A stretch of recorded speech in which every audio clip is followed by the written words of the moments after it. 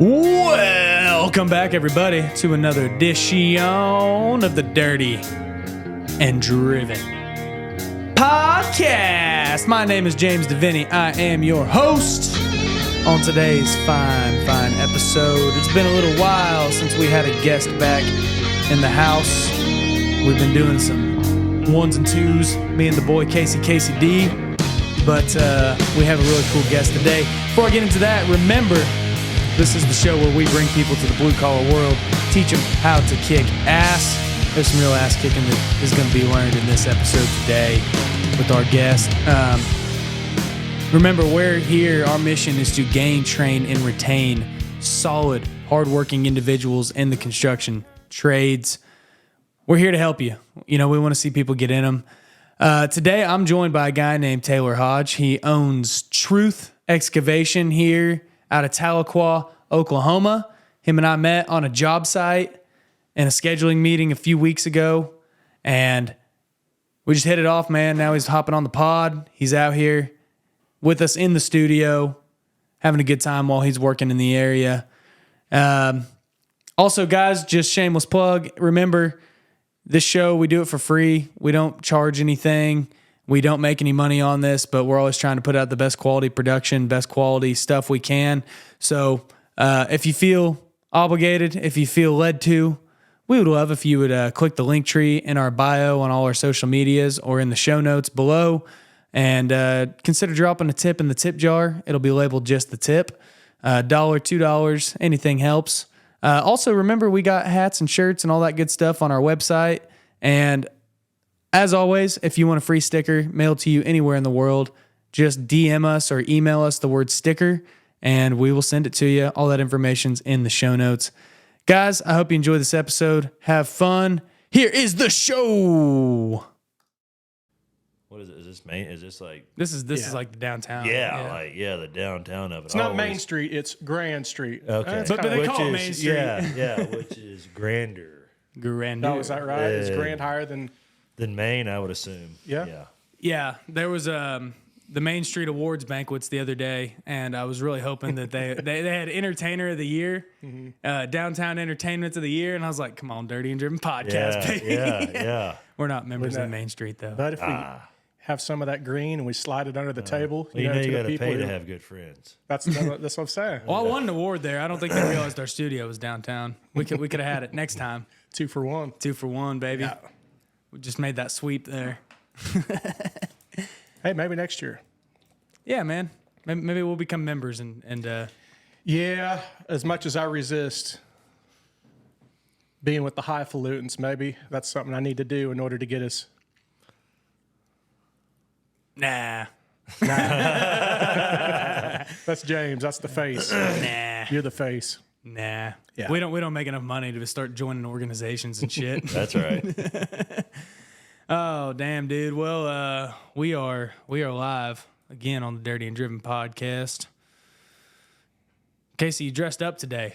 Yeah, I got the memo. A lot of people have been reaching out lately saying I need to up my game, especially when we have in-house guests. So, a dress for the occasion. We're all wearing collared shirts. So, That's right. You look sharp. nice, brother. Yeah, this is the most professional we've ever looked. You know, I came right off the work grind, so wearing a collared shirt. He's brought a collared shirt. James usually has his hair up in a bun in the back. Bullshit! Oh, nice. I call those bear tails. He holds it together with he sticks a hot dog. You know, some people do sticks to hold their hair in the back, or a couple twigs. Yeah. He does a couple hot dogs. Nice. Yeah, just Couple footlongs. crisscross them hot dogs. Yeah. The roller dog. And roller dog. Yeah. I just use the corn dog sticks. There you go. Yeah, That's good use. Yeah. No, I've never put my hair in a bun. I refuse. You know, people always talk about, oh, why don't you put it in a man bun?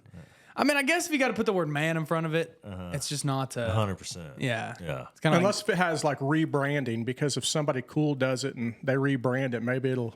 Now, I would take like off. to say, whenever I had my long hair and I had it in a bun, and people would say man bun, I called it a bear tail. There you go. There you go. Yeah. So, and I kind of got a pass on that, but yeah. Yeah, I could see bear tail. Bear tail works. Yeah. Yeah. Kind of like what do they call that not the man purse. They call it like a Now handbag. those are out of line. You know what I mean? That's a Too bit much. But they call it something different to make it sound masculine. European dude bag. Yeah, It's not 100%. masculine No, either. at all. You know what he said the other day on the podcast, and I told him never to say it again? Boutique. Oh, okay. He kept saying men's boutique, and I was like, dude, you got to stop saying What that. do you call it? What do you call a high-end men's clothing store that is very specialized? Something besides that effeminate word, dude. Guys aren't supposed to say that. Haberdashery? Is that better? Yeah, I've learned that's since a then. $10 word right Yeah. there. Well, I thought a Haberdashery. haberdashery was just a hat store, but I learned that it's a full men's. Maybe menswear. Yeah. Just Well, we played at this. We were talking about our band stuff before we hit record. We played at this place in Stillwater called Everyman. Well, whenever I was in college, it was just a barber shop. Well, now they've expanded and added on, and it's a bar and a restaurant here, like a high-end bar and nice restaurant, and then like a stage and entertainment area. Really cool stage, great place to play. And then they have a barber shop, and then in the back they have this like high-end men's store. I kept calling it a men's boutique. Oh, that's funny. And my barber that I don't have, my friend who's a barber, he was like, well, it's a haberdashery. So according to Casey, it is offensive to call it a boutique. oh. I don't know about offensive, just being one of my main bros. I mean, you're my main bro here in Ponca. I mean, seriously, you are. We spend all the time together, and I can't have you going around saying boutique, dude. That just lessens your Street masculinity. cred. Yeah, dude, come man on, card. man. My cred. Yeah. Man. Maybe a brotique. There you go. A brotique. Okay, that's nice. Yeah, that's cool. I think you got to add a little. Yeah. Yeah, that's right. Come on. Yee. Damn, dude. Well, Taylor, tell us about this band you're in, man. Well, not necessarily in a band. We like to jam a little. And like I said, I haven't even done much in it since work has picked up, and I needed to drive that work more than band practice. But we didn't gig or nothing. Like I said, we like to. I've got another friend, Dan Martin. He plays singer, songwriter, folk Americana stuff. So I got to stand up. So whenever he comes in to play shows and stuff, he'll come by the house. And like I said, I'm campfire picker circle status, and I enjoy just thumping around like I'm on an easy E. Oh, yeah. I can hold down an E all day long, just that time I'm playing. But no, I like to have fun with it. But no, I'm not necessarily in a band per se. Yeah, You're playing for fun. sure, Yeah. 1,000%. That's cool, man. Oh, So when yeah. you got to stand up, is that a bass cello? Is that what it is? Or I think there's a bass and a cello. Okay, I'm not- And mine's, I just call it a stand-up bass. Yeah. I'm sure Oh, there's okay, I see. the big yeah, dude. No, that's thumpers. dude. Yeah. And folk and Americana. So Yeah. what do you do? Like covers or your own? Y'all's No, own that stuff, would be, Or did he? No, if he covered anything, it'd be like Towns Van Zandt, Oh, yeah. Guy Clark. Yeah. Oh, I yeah. mean, the OGs. the real stuff. Yeah. And Towns Van Zandt. Did you know he wrote a Poncho and Lefty? yes, sir. Really? Yes, sir. Oh, yeah. Huh. Absolutely. Yep. I'll be dang. How about that? Dude, Yep. Americana music is Oh, there ain't nothing like yeah. it. That Americana, Red Dirt, Texas country. I mean, yes, sir. It's all kind of all a day long. melting pot. That's what I consider country music. Yeah. the good shit. The old folk. John Yeah, Prine. Oh, yeah. Oh, Yeah. put that. You know Todd Snyder? Oh, yeah. Well, Todd Snyder was influenced by every single Guy Clark, especially John Prine, all those dudes. Oh, man. I've seen Todd probably 4, 5, or 6 times. Science Project, and they play at the Colony, or they used to.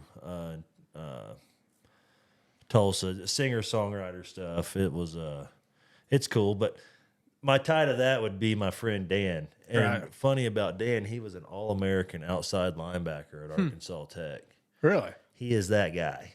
He Just good at everything he does. while being an All-American outside linebacker, also graduated as an electrical engineer. My wife is an electrical engineer. Got out of college, or his football career was done. Got a job at the nuclear plant in Russellville, Arkansas. Jeez.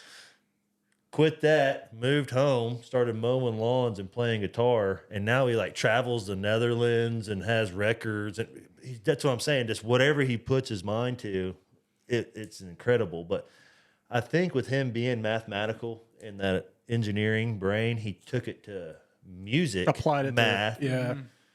which is very mathematical. Yeah. But it's like simple math. I feel like, you know what I mean? It's 1 + 2.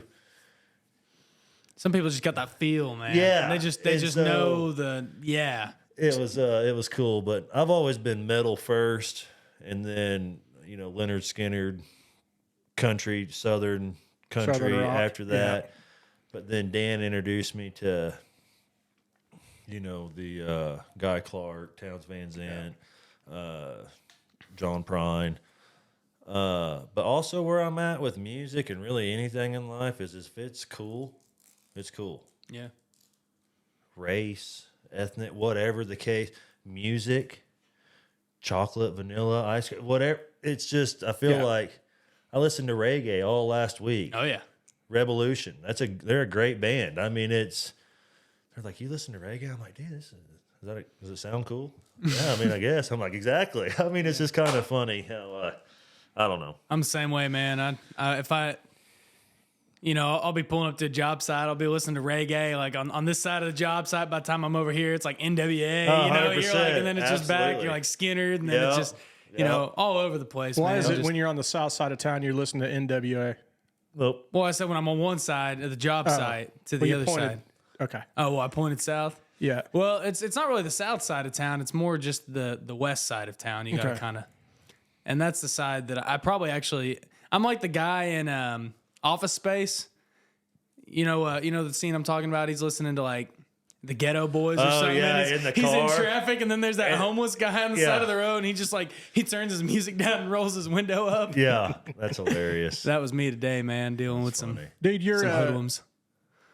so y'all are probably some pretty intimidating boys with the outside linebacker and you and Yeah, whoever. it was but just like now, I mean, I have learned that I am nothing, and I do kill my ego every day. Yeah. It doesn't matter. You know what I mean? Not to get all deep or whatever on that, but that's an interesting because absolutely people look at that, and I guess you could. Well, yeah, I did play college football. Who cares? No one cares. Oh, what was your name? Like, I've just learned that, but I'm 34 now. Yeah. Yeah. All right. You know what I mean? Well, It used to be, how tall are you? Well, I'm 6'6". Now, how tall? Somewhere over 6 foot. Wherever you want me to be is how tall I am. You know what I mean? Yeah, It's yeah. just kind of and I have found that I've got a lot further in life that way than thinking I'm anything. Yeah. Yeah. I'll let anybody think whatever they are. Until you meet me, then you'll have a real opinion to say of me. Yeah. Yeah, and that's it, man. I mean, that's what I've learned. I've stopped judging people based on like what you hear about them or what you see Got about to. them on TV or like. There's been so many people that I've heard badmouth. Especially we live in a small town here, and Tahlequah, it's not much bigger than here. I Oh, don't no. think. Yeah, I would assume we share a lot of the same similarities. Yeah, so people's names get spread around. You Oh, start yes. you hear things, and then you meet them, and you're like, nah. Oh, No, wait, this that person's was, pretty cool. yeah. Oh, wait, that was your uncle, or that was someone. I mean, and that's another thing. You are you. Mm-hmm. You, not your dad. You're not your mom or whoever. Yeah. Now there's also with me. I'm very black and white. There's two sides of that.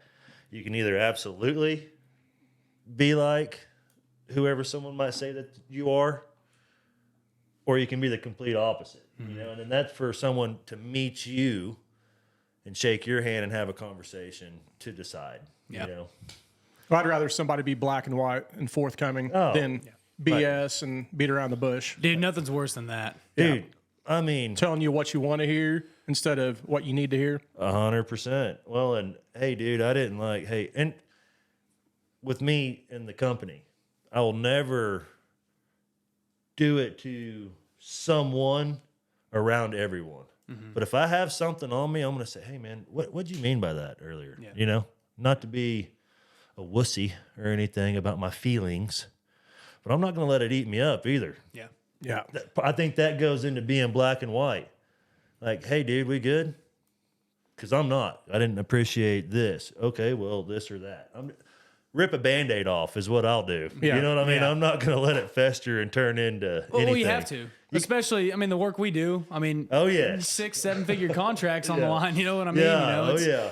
And that's actually, I mean, hell, man, that's how you and I met. I mean, we were in a scheduling deal because I had a little Band-Aid rip-off moment with our GC. Yeah. And was like, hey, man, the last phase of this was a shit show. Right. Let's do better this time. Yeah. You know? And, Yeah. And, you know, even like in that meeting got a little heated at times. Yeah. You know, and then afterwards, myself and the head guy me and him were talking. It was, you know, we ended it very cordial. Absolutely. Like, hey, man, it's cool. You know what? We realized our faults in the last time and let's move on. And that's important. I think, which is life. Try to do better than the first time. Mm-hmm. Learn from that mistake. And I think I want to attest to that meeting. What I took from that meeting, being a subcontractor in there, was there wasn't any of that in phase one. So that's why it was shooting from the hip. Everybody's hair's on fire. What are we doing? Well, this guy has it. We'll get a hold of this guy. Well, where are we at? Instead of, that was phase one. Now we're on phase two. And we had that meeting because it was starting to potentially get there. And then we go, hold on a second, before it gets there, let's go. And what I loved about that meeting was being, I'm not going to say athlete about it, because there's a athlete card that you can play. But I like black and white, and this is this. Mm-hmm.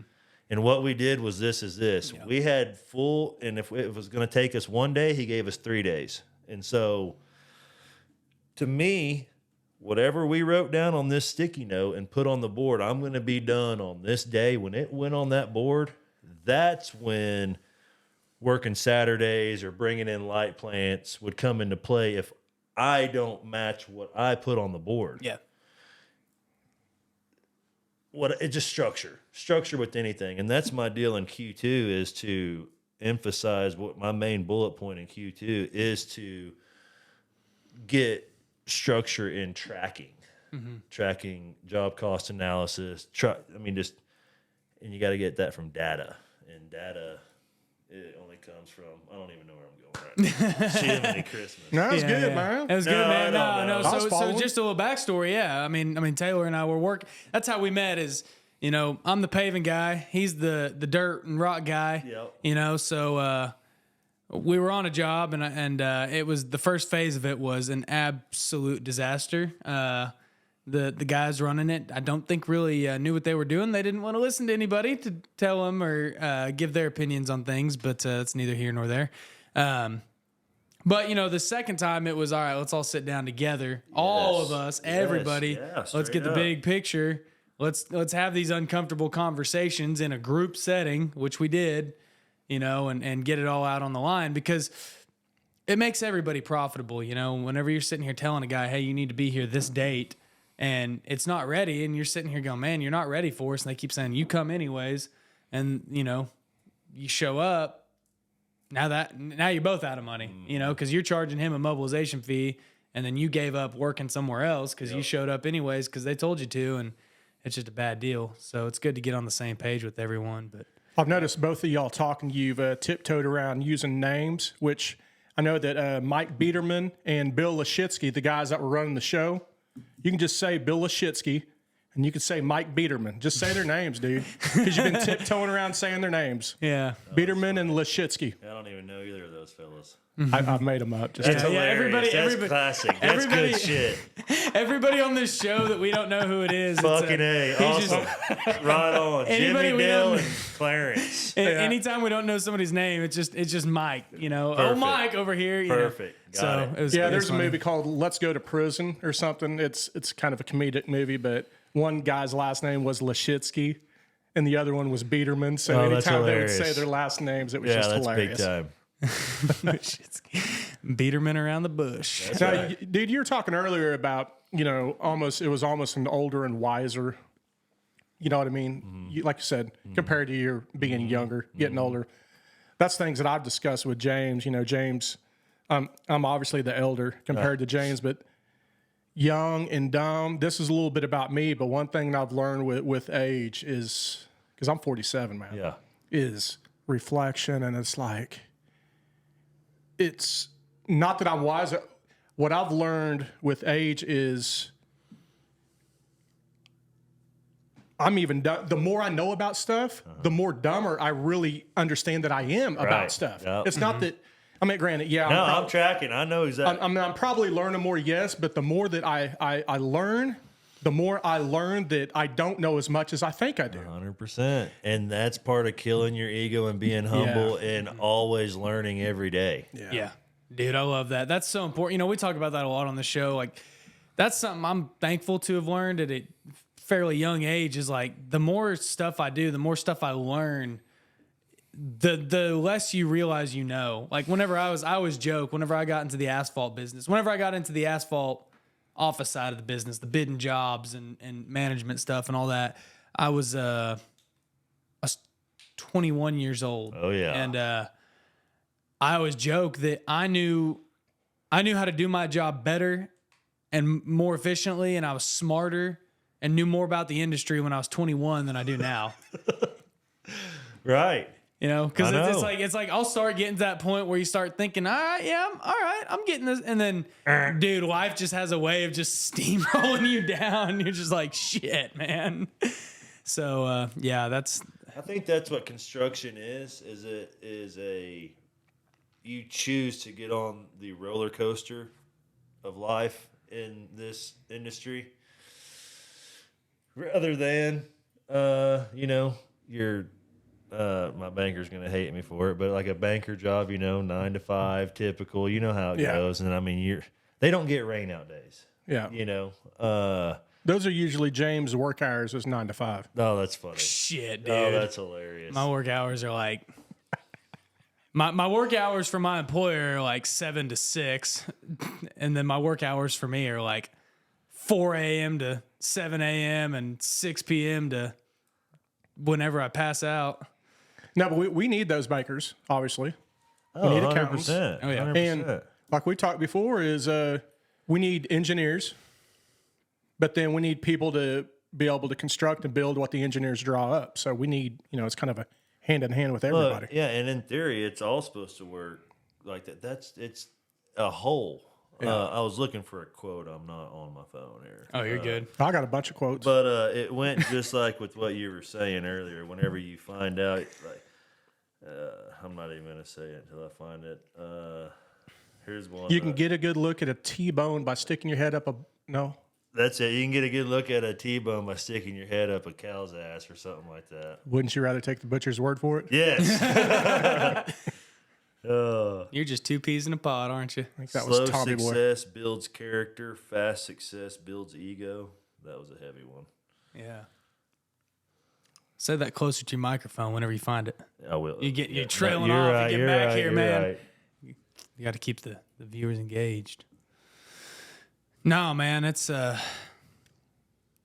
this world we live in, this construction world, all that. Yeah, it's different, but yeah, man. I mean, the more you can humble yourself, I mean, that's something that we all have to learn is humility, and some people never learn it. Some people never learn that. Hey, maybe I could be the problem. It's like Casey and I have been joking around a lot, and I've told a few stories here and there, but man, I've been dealing with this deadbeat renter in one of my rent houses, and he's just been a real piece of work. And today he's on the curb crying. I mean, this is the last conversation with the guy, and I tell him I'm done after this, man. He's like, man, I just can't catch a break. If I could just catch one break, nothing's going right for me. This is happening, that's happening. I owe this and that, and I owe this person. Meanwhile, he's got his girlfriend's got a bounty out on her for like $9,000 for skipping bail, and he's like owes all these people money, and he's out of work because he quit his job and had to have this surgery, and it was like, dude, have you ever thought that maybe you were the common denominator in all these problems? Can you pass a drug test? No. No, he cannot. Right. That's what I'm saying. It's like, can we? I might have. I might be able to see one flaw in all that. Maybe back off the drugs. I mean, are we? This is a guy. He came with the house, and the house was fairly redone when I bought it, and he was smoking cigarettes in the house, and I was like, dude, I said no, Red X. As soon as I bought the house, I was like, no cigarettes in my houses. And the guy who owned it before was like, dude, you can't be doing that. And he goes, Mr. James, I can stop smoking cigarettes in the house. I promise you that, but I ain't gonna stop smoking weed in the house. Oh my gosh, dude, that is classic. Oh yeah, real class act over there, man. Dude, that's hilarious. Glad he's gone. Yeah, I've known the history of that renter and his girlfriend, and I was over there helping a month or so ago with a backed up drain. And while I was there, I saw the girlfriend kind of tweaking about. Oh no! And then we have messing around. Yes. Yeah. And we have a Ponca City. We have a Ponca City community watch page. I'm sure you got one down where you're at too. 100%. Oh yeah. Where everybody tells everybody's dirt. Oh yeah. And that night, there was a person with a snapshot picture inside of a gas station. Does anybody know who this is? Because they just robbed. They've been stealing some stuff out of the gas station. And dude, I guarantee you, it was that same cracky that I saw itching. And you know, it's the type of people where I'll swing by the casino on the way into work. You know, like at 4:30 in the morning, right? Yeah. And the only people that are in the casino at 4:30 in the morning are the ones walking around, twitching, itching, you know, looking. And oh, they're hitting that button. dude, they're wired up. Yeah, hitting that deal. You know, 3 cents at a spin. Dude, so where Taylor and I met, it was what, 10:30 on a Monday morning, and we were meeting because we're doing work at a casino, and we met inside. There was a hotel part, and I thought we were meeting in the hotel, so I go to the hotel part first, and they're like, conference room? We don't have a conference room here. I was like, oh. And I called the PM of that project. I was like, yo, where's this meeting at? And he's like, oh, no, we're in the casino. So I go over to the casino side. Dude, there's people in there like 10:30 a.m. on a Monday or Tuesday morning just... And I'm like, what are you doing? Oh, 100%. Dude, I do that at 10:30 in the morning at times. I do, seriously. On a Monday morning? Yeah, dude, if I'm off, get a little skate, you damn right. But I'm talking about the 4 in the mornings, the 4:30s in the mornings. Well, it's like, you know, I've been meaning to talk to you about that. I'm glad you brought that up. Is that what this is, guys? This is actually brought you in here for you. So Taylor's not in the construction no, business. He's actually a counselor. Yeah, Truth Excavation is actually truth counseling. 100%. It's a ruse to get, because we knew you wouldn't have came. Yeah. So No, that was construction. You had me at construction. Yeah. So Taylor, what'll I'll find this later. I'm getting too wrapped. Nah. Then I got too focused in trying to find that. I'm trying to find the quote. Yeah. What's that? By the way, before I jump topics here, what's that ring you're wearing? Oh, dude, this is I wish I would have brought more. Now, this is my wife made this. Really? Yeah, you can check it out. No shit, dude. Can I see that? Yeah, no doubt. Damn, do me. She's a Cherokee artist, Black Valley Jewelry Co. Dude. And Is that sick. her business? yeah, straight up. So she made me a badass bolo tie that you can see on my Facebook and shit. It's Dude, really? sick. Oh, I collect bolos. Yeah, you're talking to Mr. No, Bolo you don't. over there. Oh, Are yeah. you kidding me? Yeah, dude. Bro, we'll have to look it up. It's with a real bear claw. So my friends call me Big Bear. And I've got bears tattooed all over me, and Golden Bear wore this Oh, there you for go. the occasion. You Is know, that Jack Nicholas, not yes. Nicholson? Sick, dude. Dude, you're gonna have to check it out. I'll have to. Yeah. Give me a link to that, dude. I will. I've been Jack- looking for a ring like that whenever I play bass. Bro, on this stage, ain't even dude. my sick one. She didn't even want me to wear this. She's like, "Wear your other one because this isn't even the." Really? Sorry, it's sick. I'm Well, it matches your super shirt. proud of her. I mean, dude, does all this, and now we just bought our first property, and we've got a little house on some acreage, and it came with some, structures on site, and we're renovating one, and we're just gonna get the electric redone because it's all just hanging and stuff.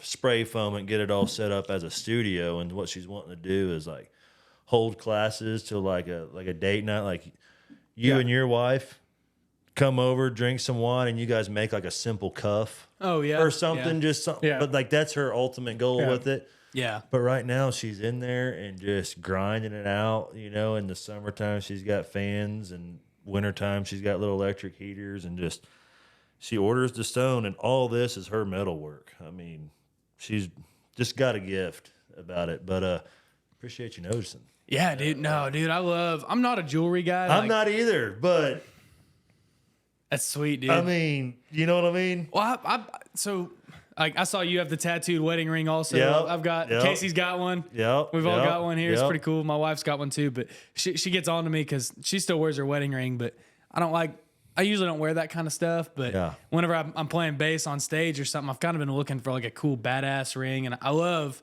turquoise. Like, I'm not native at all. My mom is. But we're Oklahoman, and that's Yeah. what I want to say about that too. I didn't mean to cut you. No, go for it, man. Don't play yourself on that, because I have a friend that loves my bolo ties, but he's like, man, I'm not native, you know. Here's the trump. If you're an Oklahoman, Yeah. that's kind of the mix. I feel like, you know, kind of like Red. I mean, and honestly, who gives a shit? Well, I wanna you know what I look- mean? yeah. I mean. I wear bolos. Now, if we're wearing headdresses, I mean, we need to chill on that. You know what I mean? But I see. All I wear. I don't wear suits very often. I've worn a suit, I think, 5 times this year, Sure. and that's more than I've ever worn a suit in a single year in my life, other than maybe a couple times in college. Right. I mean, I don't really wear suits very often, but like for my wedding, my wife got me this custom made bolo tie. Then it's got like a turquoise, or it's got a lavender stone in it, and then my mom and brother made me a silver and turquoise bolo, and like then for Christmas my brother got me a buffalo nickel one. Like I don't intentionally collect that Sure. stuff, but it's like it's became people give them to Yeah. me, and dude, one, I don't know how to tie a tie, and I refuse to learn. Sure. But two, it's easier. Oh, look, and you're it's just- done with it. yeah, and you're it's- done with it. and nobody's wearing bolos, so people go, "Whoa, dude, that's Straight up. freaking sick," you know? The next one I want her to build is I want her to just You're getting far away again. wanted her to just find the gnarliest chunk of raw turquoise, however big. It could be this big. Yeah, Raw, unfinished, jagged, whatever, but belt buckle. that'd be sick, dude. Just a chunk. Yeah, I think that would sweet. be cool. yeah, I'm a big belt buckle guy too. That's cool, man. What's the name of her business? Black Valley Jewelry Co. Black Valley Jewelry She's Co. on Instagram. Cool, man. Yeah, y'all check that out if you're into that stuff, dude. I love that. I don't know if you knew, but James not only collects bolo ties, but the only other jewelry that he collects is Prince Albert's. Oh, zinger. What's it, Prince Albert? Oh, no. You might call it something else. It's but worth a Google. It's the little ring, it's the little ring that you put through the piercing on your wiener. It's Oh, yeah? Yeah, it's, yeah. I know you call it something else. Yeah, You yeah. know what's Boutique. only turquoise ones. Yeah. So if you got any- if you got please any don't of hit those- my wife up about Prince Albert sold jewelry. out. She's sold out. She's sold out. She needs to see what she's working with. Yeah. That's funny. Zoom in. Yeah. No, I'm not. You got a I'm better not- quality picture, James? You can send me. Yeah. Yeah, and Put then it I under called. microscope. Yeah, and then I called James. Hey, so I got your picture. Was that measurement in inches or centimeters? I need to. That's funny.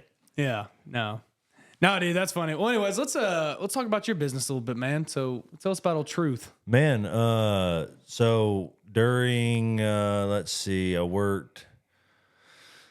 My dad and grandpa have their own company, Young Bull, Old Bull, all of us. They didn't work together. Me and my dad tried it. We didn't work together. So, Classic. but I do give them credit for my grandpa used to make me take dirt and put it in my mouth and go, put that in your mouth. I thought, no, he'll take a wad, put it in his mouth. So, okay, but put it in your mouth. I'm serious. So I put it in my hand. He's like, is that smooth or gritty? And I'm like, oh, it's gritty. He's like, that's a high PI material. I love that, dude. Are you kidding me? That's raw. You know what I mean? Yeah. Put something else in there. Is that smooth or gritty? It's smooth. That's a low PI material. The whole method where you get the tid on there or the dirt snakes? tid. Yeah, the snakes. You know what I mean? Yeah. And dude, I was doing that since I was a kid, and I was thinking it was fun. I get into college at Oklahoma State, and they teach that as a Yeah. not necessarily teach it, but I'm saying that I remember seeing that and people talking about that. I'm like, man, so I have it in my blood. My grandpa used to make me go grade his field, the yard, way back in over there. And Here's kind of nothing, dude. Now I'm going to work for Grandpa, and I mean, I'm young. I don't want to say 10. I don't know how old you are, but I mean, I was young, you know, and he would make me, he's like, just take the grass off. Just try to lay the weeds down.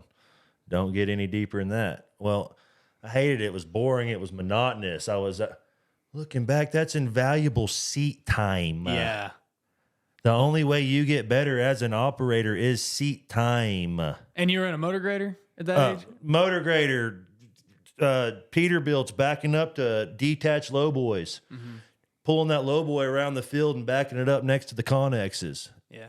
Me thinking it was silly, this and that, but I'm doing it at, let's say, 13. Yeah. That's 13 to 18. Yeah. And then at 18, I'm running this side of the job to where I would work with Dad and or Grandpa. And at one point in time, they worked together. And then they didn't. And then all that aside. So I played football.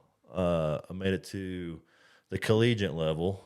And after football, I wanted to coach and be around it. So I started a LLC called Big Fellas Incorporated, and I would teach offense and defensive linemen, mainly offense. Mainly offensive line. And if you had a son that played offensive line, I would teach him after hours type of deal. And I ran some camps in Tulsa. And Tulsa Edison, one of the schools I ran a camp at, was like, hey, we want you to be our offensive line coach. Well, to me at the time, that was it. You know, I mean, and that was my marker, my whiteboard. I'm the offensive line coach. I wasn't a slappy. You know what I mean? I wasn't doing. So it was cool that I got to. You wasn't the get back coach. No. I was. I had a get back coach. You know what I mean? And so the get back coach. We had I did football. Well, Coach Hodge said "fuck" too many times. You know what I mean? Yeah. So we might edit that out too. I don't know if we have to or not. But I'm saying, you know. Oh, you can say fuck. I was a little too harsh coming straight out of college to high school, which, you know, what's funny though, my starting five and everybody that got it, because I never did anything outside the lines of football. Mm-hmm. It was all, and I never mother effed a kid. I wasn't physical towards them, but get your fucking minds right. Dude, the first day I played outside linebacker, my coach came up to me, and this is like, I went from being like 150 soaking wet to like 185 within 6 months. You know, like that sophomore to junior year of high school growth spurt. And I just remember it was day 3 of spring training, and I had never played linebacker. I'd been playing like wide receiver. So, you know, I was like the scrub kid that they're like, just play receiver, you know. Well, now I'm bulked up, and they're like, all right, let's put you at linebacker. And I remember day 3 just, Davitti, if you can't set a motherfucking edge, I'm going to take my size 11 shoe, and I'm going to shove it straight up your fucking ass. And, I mean, he's still coaching. Oh, yeah. Well, You know who that is, don't you, Casey? Absolutely. You got to. Who? That was Rolo. Oh, was it? Oh, yeah.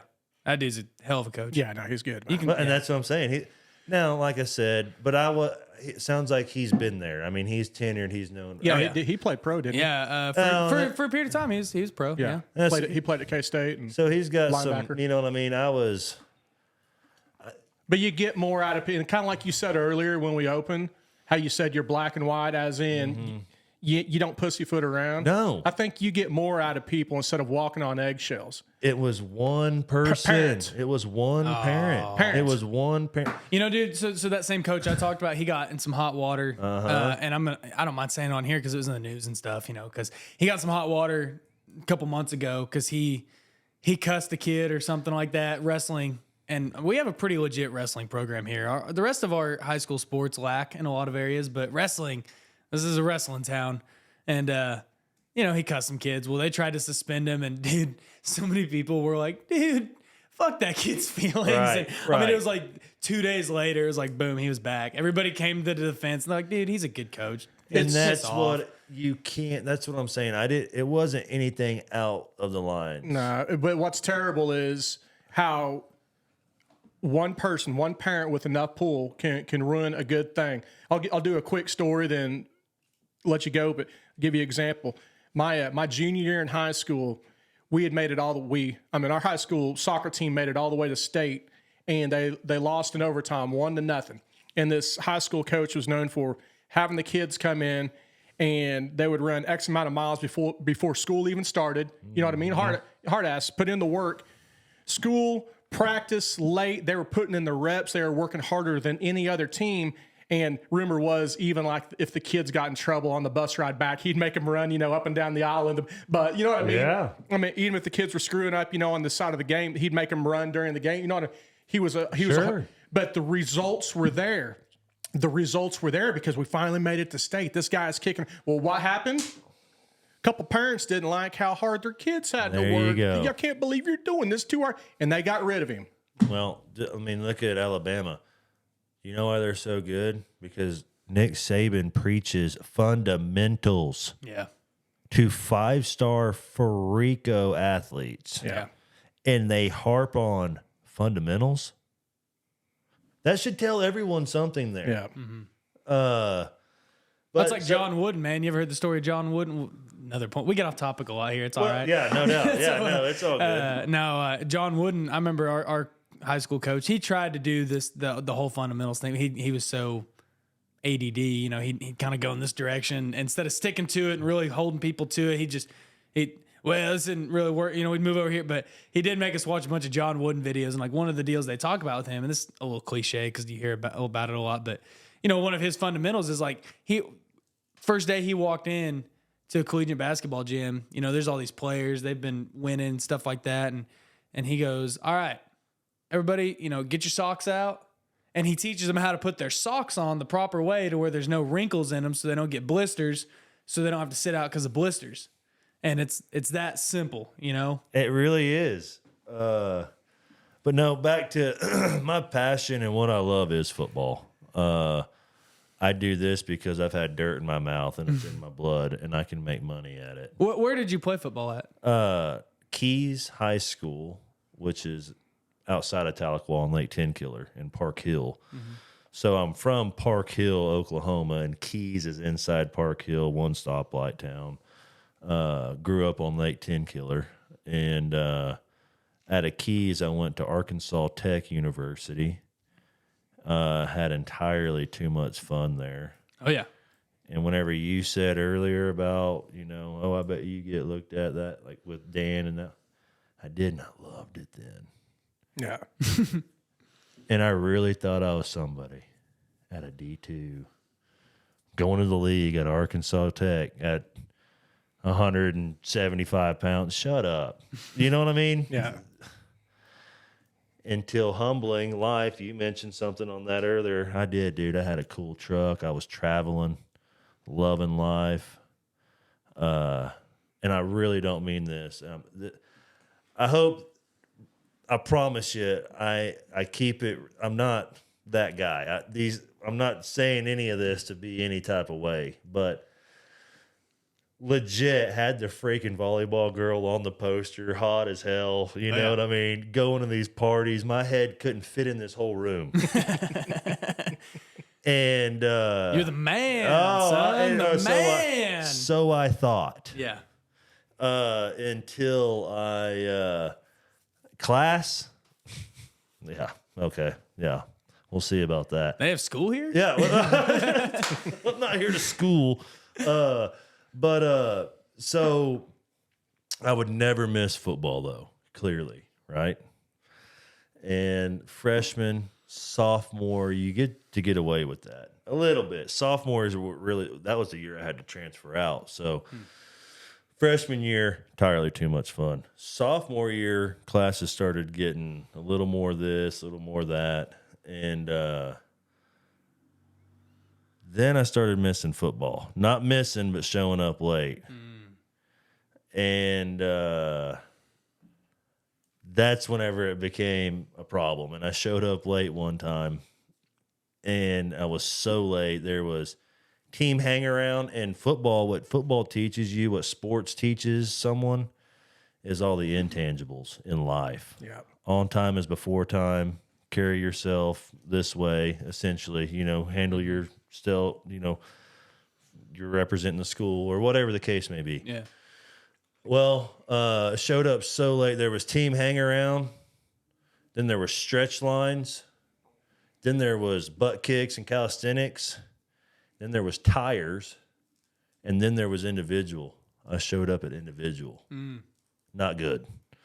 And the head coach walked beelined all the way over to me and goes, were you late today? And everyone always called me Hodge. And whatever your name was at the time, he would call you or whatever. He called me Taylor. He goes, were you late again today, Taylor? And I go, yes, sir. He goes, take your shit off. Go inside. You're done. You're off the team. Damn. That was my first taste of, okay.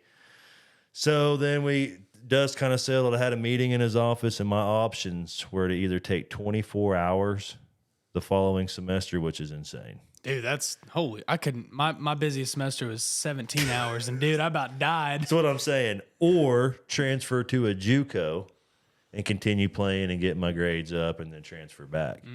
So out of Arkansas Tech, I transferred to NEO with a 0.9 grade point average. 0.9. 0.9. Damn. Well, the son. only way is up from there. Right? Yeah. Out of bed. See? No doubt. Love Oh, it. How you look at it? No doubt. 0.9. So I literally had a badass truck, had a blacked out 4-door Dodge. Had to sell my truck. Hyundai Santa Fe. 300 at the time. I was 310 pounds, just jacked out of my. So you were a lineman, I assume? Yeah, offensive tackle. Okay. My whole life since 4th grade, and get out of this freaking Hyundai Santa Fe. Lost my girlfriend. I mean, and then NEO. Let me tell everybody on this about JUCOs.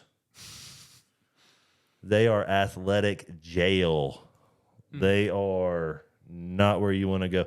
If you get a scholarship to somewhere, D2 or somewhere that you might want to go to, I would go ahead and take that and not go JUCO route to try to go for. I'm joking. Do whatever you want. I'm just letting you know it's not fucking child's play.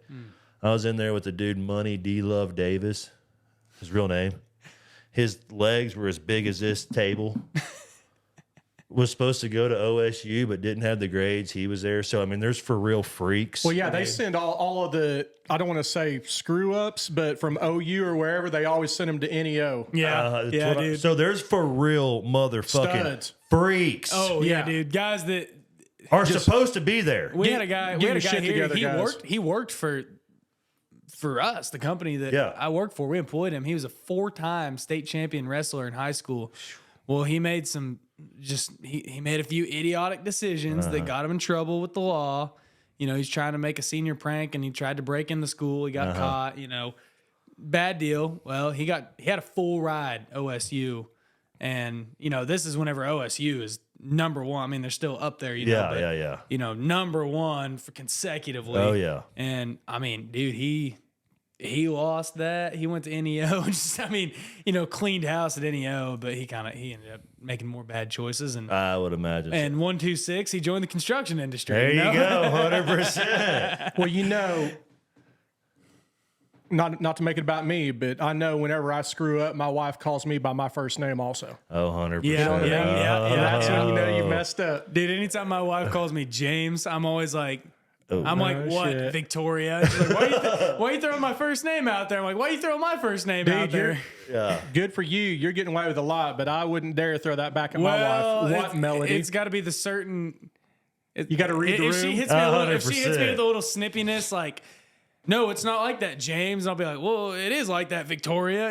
Just like one of those deals where I know I'm right, but if I'm not right, then you gotta eat that first name. If I walked into the room whenever you batted back at your wife, I'd turn around and walk the other way. I'd be like, oh shit. Well, typically I don't give her too much unless I know that I'm 100% right, but that's a few and far between. So they said Taylor, huh? Now, right.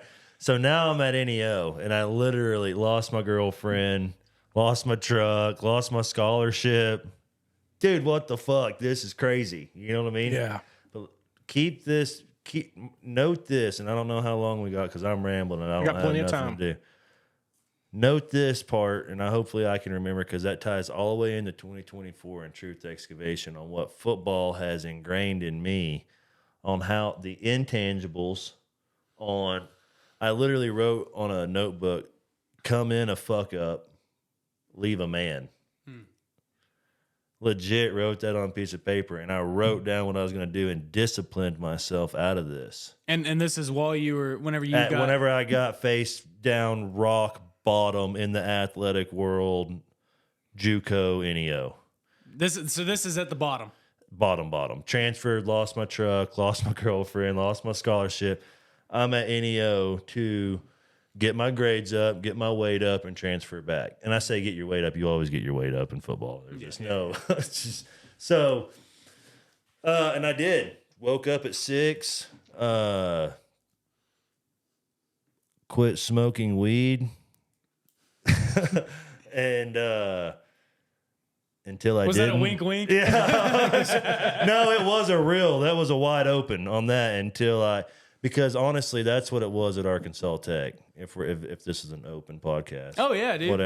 Whatever, it's legal. In Whatever you want to Oklahoma say, now. dude. This right. You know what I mean? So we have PC rules on this podcast. Sure. We do have political correctness rules, and that is that we don't really give a shit about political correctness. 100%. So if you want to put that out there in the ether, man, that's on you. Well, you know? because it's real, dude, and Yeah. I'm a real person, and I'm an open book, and that's what's allowed my company to be successful. Yeah. What the fuck? Yeah. I'm nothing. Well, let someone else tell. Transparency. Yes, communication. Wasn't yesterday Transparency Appreciation Day or something? Oh, I thought it was Easter. Hey, since we're getting on that and talking about political, trans is a mental disorder. Not to go Yes. any further No, into that. But gays, I've got gays in my family. I don't care if both of y'all were gay. I would still be on this podcast. I'm not saying anything about, I'm implying. Well, the rumors have been going around about me and Casey. Whoa. So I'm in the right spot. So who do you think the husband is in our relationship? You 100%. Yeah, thank you. I mean, just by the gray Thank you. goatee, Yeah. grown man. Thank If you. you're just rocking a straight up goatee, that's grown man shit. I mean, we call that the grown man. This is about as good as mine gets. Yeah. So buckle down at NEO. Because it got to a point in Arkansas, another deeper. Mom passed away going into my senior year from alcohol, so I was fucked up on drinking. I didn't really like that. It had a little effect on me. Mm-hmm. Well, and I was an athlete in small town. You don't smoke weed. You know what I mean? Oh, yeah, especially back then, dude. That was such illegal, Schedule 1 narcotic. Yeah. And it's not what we do. And the only time I ever did anything bad was with my cousin. So I had smoked weed a handful of times with my cousin on the lake. Yeah. You know what I mean? Well, then you get to college and you can either drink or smoke weed at parties. Mm-hmm. You know what I'm saying? Yeah. Oh, yeah. And then I found that, and then even then I was like, I looked at other football players that smoked at first. Like, well, then I go over to Drake Widener's house, the starting left tackle. I was a sophomore. I was traveling at the time. I'm kind of getting in. Chris Anuzik, D-Train, AJ were already in there. Anuzik and fucking D-Train were breaking down more weed than I've ever seen in my entire life in Drake's apartment. I'm there to hang out with Drake. Drake was cool with it because I was like, oh God, little Keys country, said, I'm fucking going, like, this is prison time, or whatever. They're just rolling up, breaking down, rolling up, whatever they're doing. And, I'm kind of in there, I'm like, hey, Drake. Drake was cool with it, whatever. He was an upper class. Now, were they from Oklahoma? No, they were all Arkansas. Oh, okay, they were all from Arkansas. That makes sense. Yeah, no doubt. Because they wouldn't be able to roll joints if they were from Oklahoma. That's right. We roll them all wrong. So That's only down in Norman. That's why I'll just use a bong. But they get done, they go, and I'll never forget it. CJ was a 6'5" wide receiver, black guy, drove a 1994 baby blue Ford Explorer. You know that model? Oh, yeah. And but he was a tall, skinny receiver. Anuzik was 6'4", 330, 340, a big dude, as big as this table sitting here. He rode shotgun. He was the guy there. But that was getting down. They go, "You coming with us, Hodge?" Well, fuck, I'm trying to be cool. You know what I mean, dude? A Newsick and D-Train were the starting guards over at Drake's house. That's what I'm saying. It'd be a lot cool. And so I was kind of like, well, yeah, let's roll. So it was CJ, a Newsick, AJ D-Train was sitting on the right. I'm sitting in the middle of this little Explorer like this. D-Train, his name speaks for himself. He was 6'3", 6'4", offensive guard, 300-plus pounder.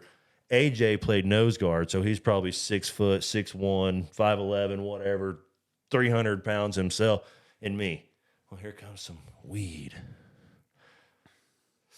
You know what I mean? I kind of, Here comes another one. Like, I was like, dude, they had rolled like fucking a bunch. And so here it comes. And so, but even if you hit it or not, you're fucked. And so that was where it started, where I was like, oh, you know what? I think I'll smoke weed instead of drink, because I was fucked up on drinking from obvious regions. Yeah. To where it's like, oh, this is cool. And it's like, man, I'm having a pretty nice day out, you know? So I went that route, but it did overtake me, and I'm an advocate for it if you're able to control it, because it will fuck you up. And I think that's with anything, right? 100%. You know, you got to know your boundaries, and that's something I've learned with, you know, I like to have my drinks and stuff too, Sure. but I used to not have any type of a governor on it, and fuck. Well, I wouldn't go to class if I wasn't stoned. I wouldn't do this if I didn't have. That's ignorant. Not go to class before you're stoned. Smoke after class. Yeah, I had a buddy, my best friend. He did that for a while.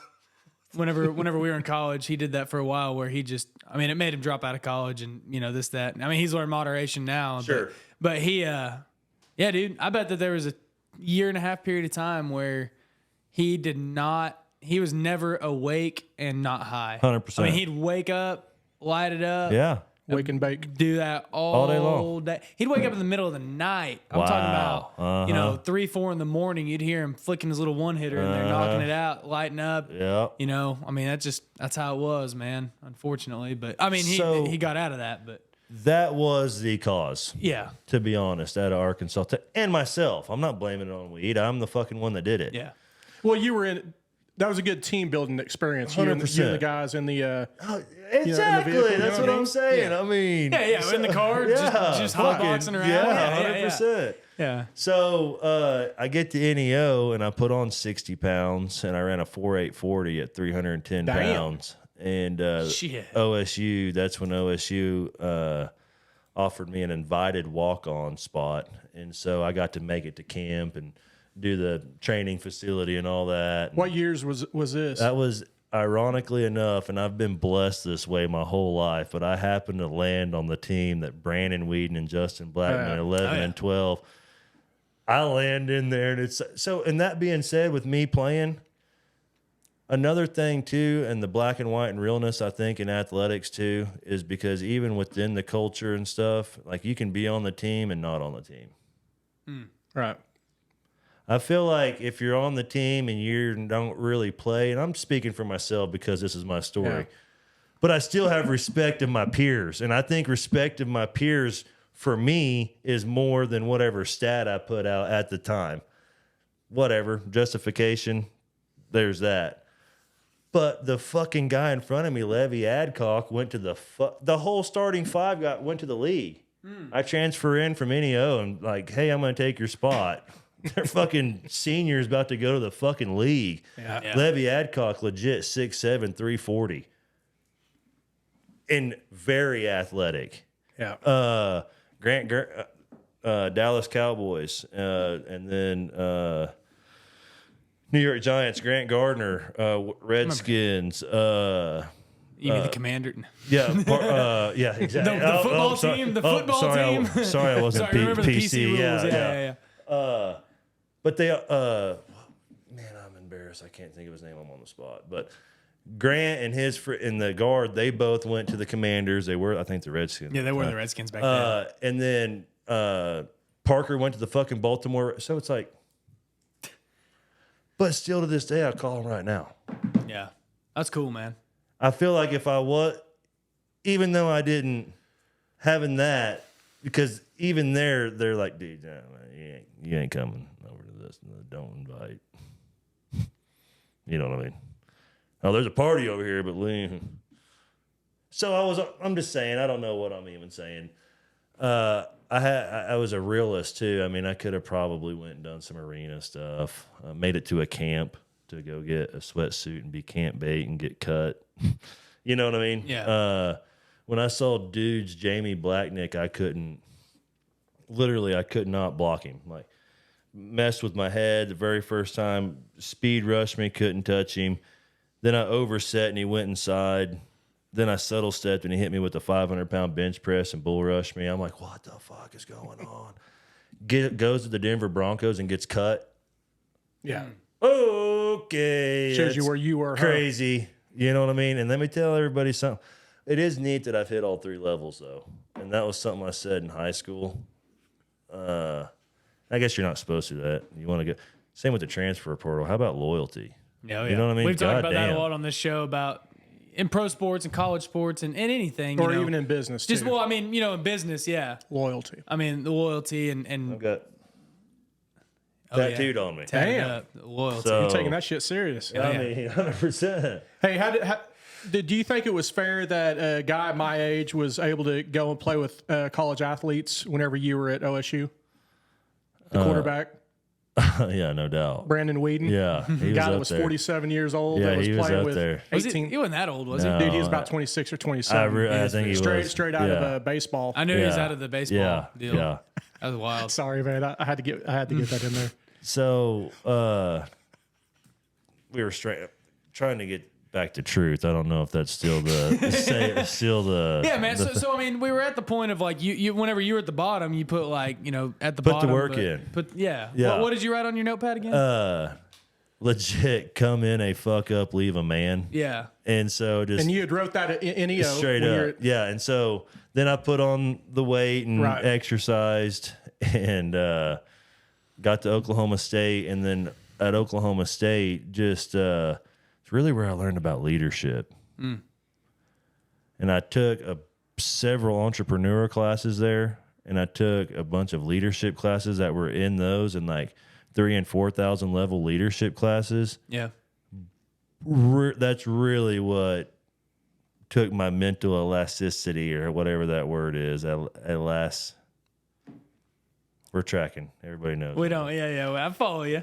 So I can't say it I'm either, trying but to I be follow cool you. by saying mental elasticity. Elasticity. Elasticity. Everybody at once. One, two, three. Elasticity. Man, I had that problem too with words, man. Yeah, Just mush mouth. Just things. Which adds to the company now, because I saw Dad and Grandpa doing it one way, and then what a leader's supposed to do, and how I run Truth Excavation is as a leader and not a boss. You work with me, not for me, because we all have a job to do, and I really don't. And there's, ask anybody that's ever worked with me. I don't care what the ditch needs to be shoveled out and it's a little muddy. Give me the shovel. I don't care. And that's because I have to do that to show them that we have a job to do, and it doesn't matter. This is the task. I don't care if you're a shovel hand or the engineer. Did you see a way that we could do this any better?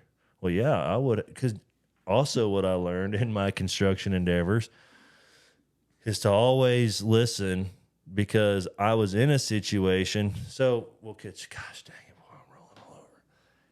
Ground hands can have the solution after a 3-week RFI standstill that engineers and architects are trying to figure out, when the freaking laborer down in the ditch was like, I've been saying if we could do it this way. And I've had that happen to me. So now that I'm in that position, I am not naive enough. I'm still grounded enough. I'm still in touch enough, because that's another thing that I find as a subcontractor. A lot of general contractors can forget where they came from, because a lot of them started as drywallers or dirt people or whatever the case they may have been. Essentially. Even then, I mean, we're still men. You know what I mean? Yeah. So I did a touch. I went to Oklahoma State at NEO to do construction management, and my academic advisor goes, "Well, are you here to do football or construction management?" And I said, "Well, I'm going to do both." He kind of laughed at me, you know what I mean? Because it's tough, especially for a non-school guy with trig and not statistics, but like statics and Oh, dude, statics. That's the only class I failed, dude. That's what I'm saying, dude. It's like, this is nuts. Didn't really prepare myself for this in life. So switched to business management. Could not pass business law. Too much gray. Could not do it.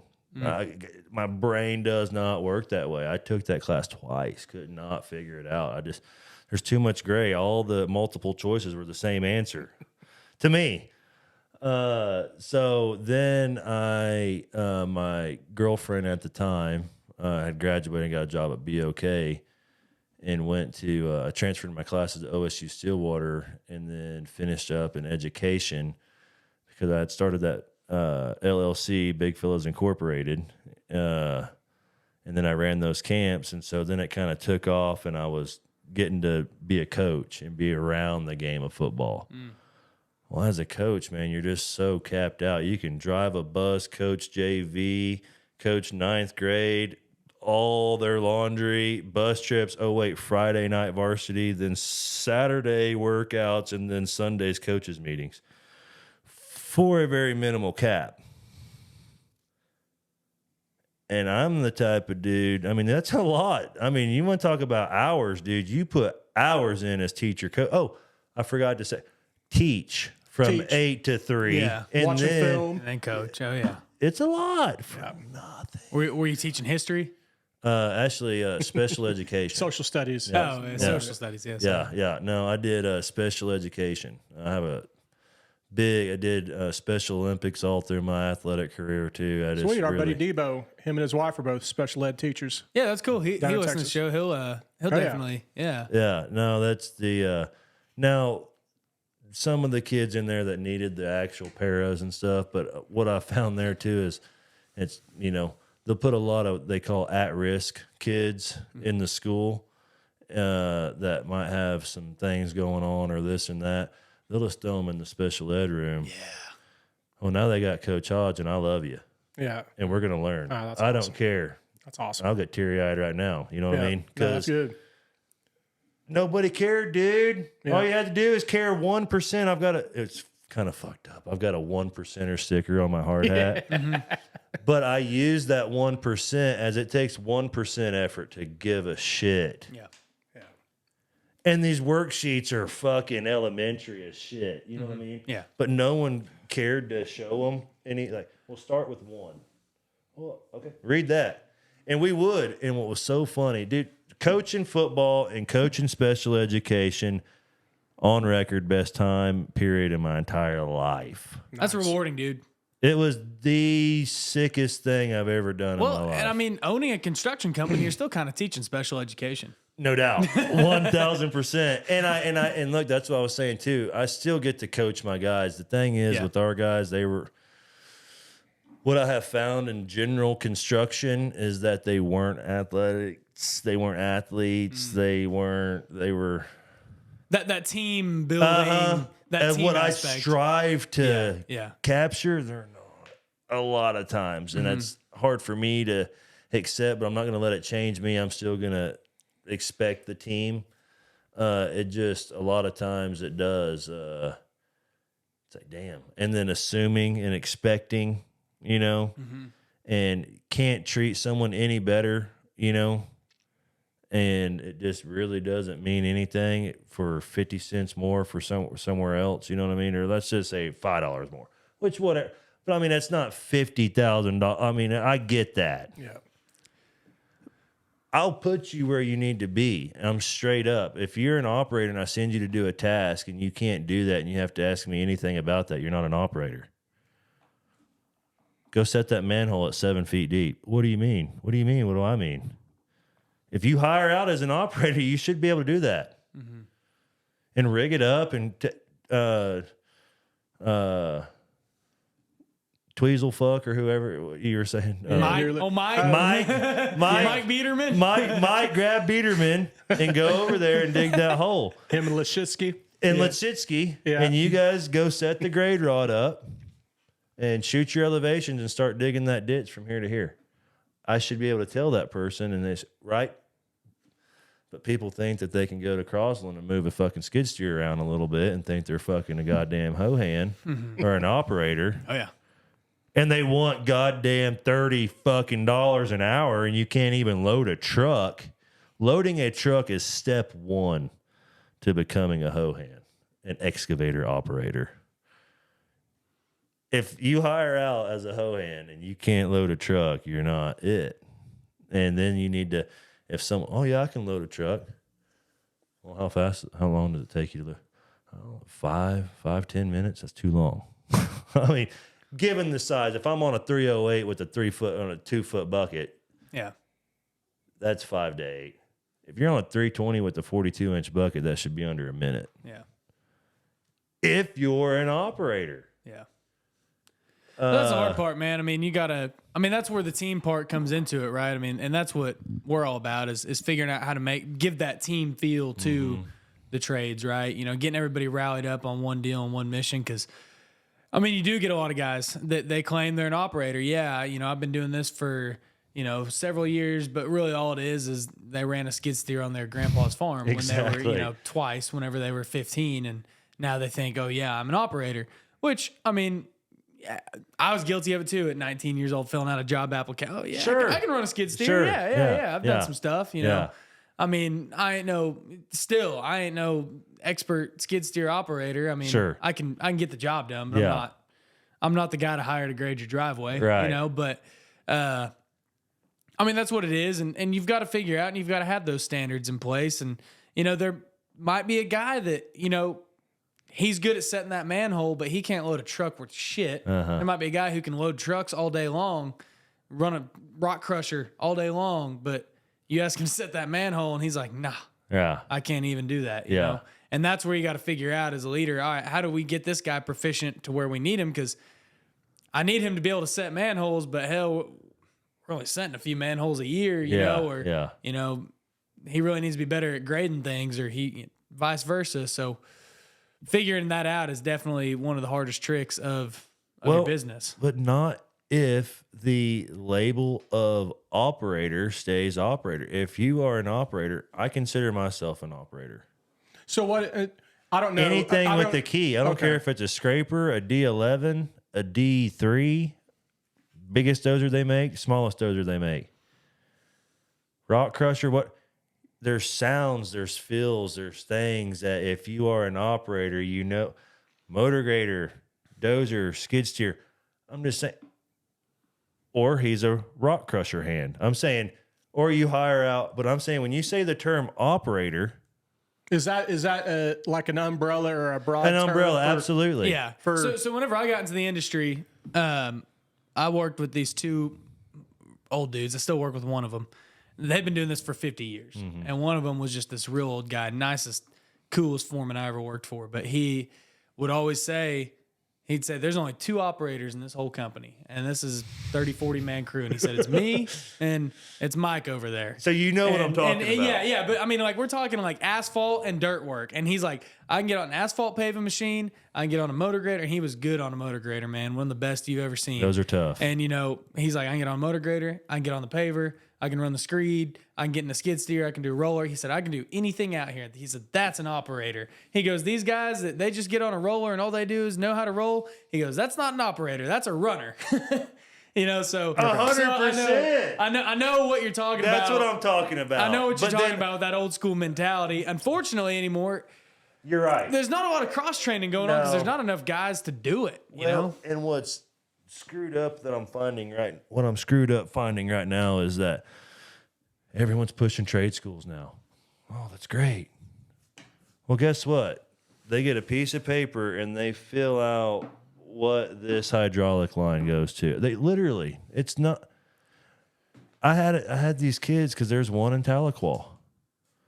Well, that could be a pipeline for me. I'd love to take kids and coach them up, and Okay, you want to be an operator, but here's the deal. They come out already thinking they're operators. Mm-hmm.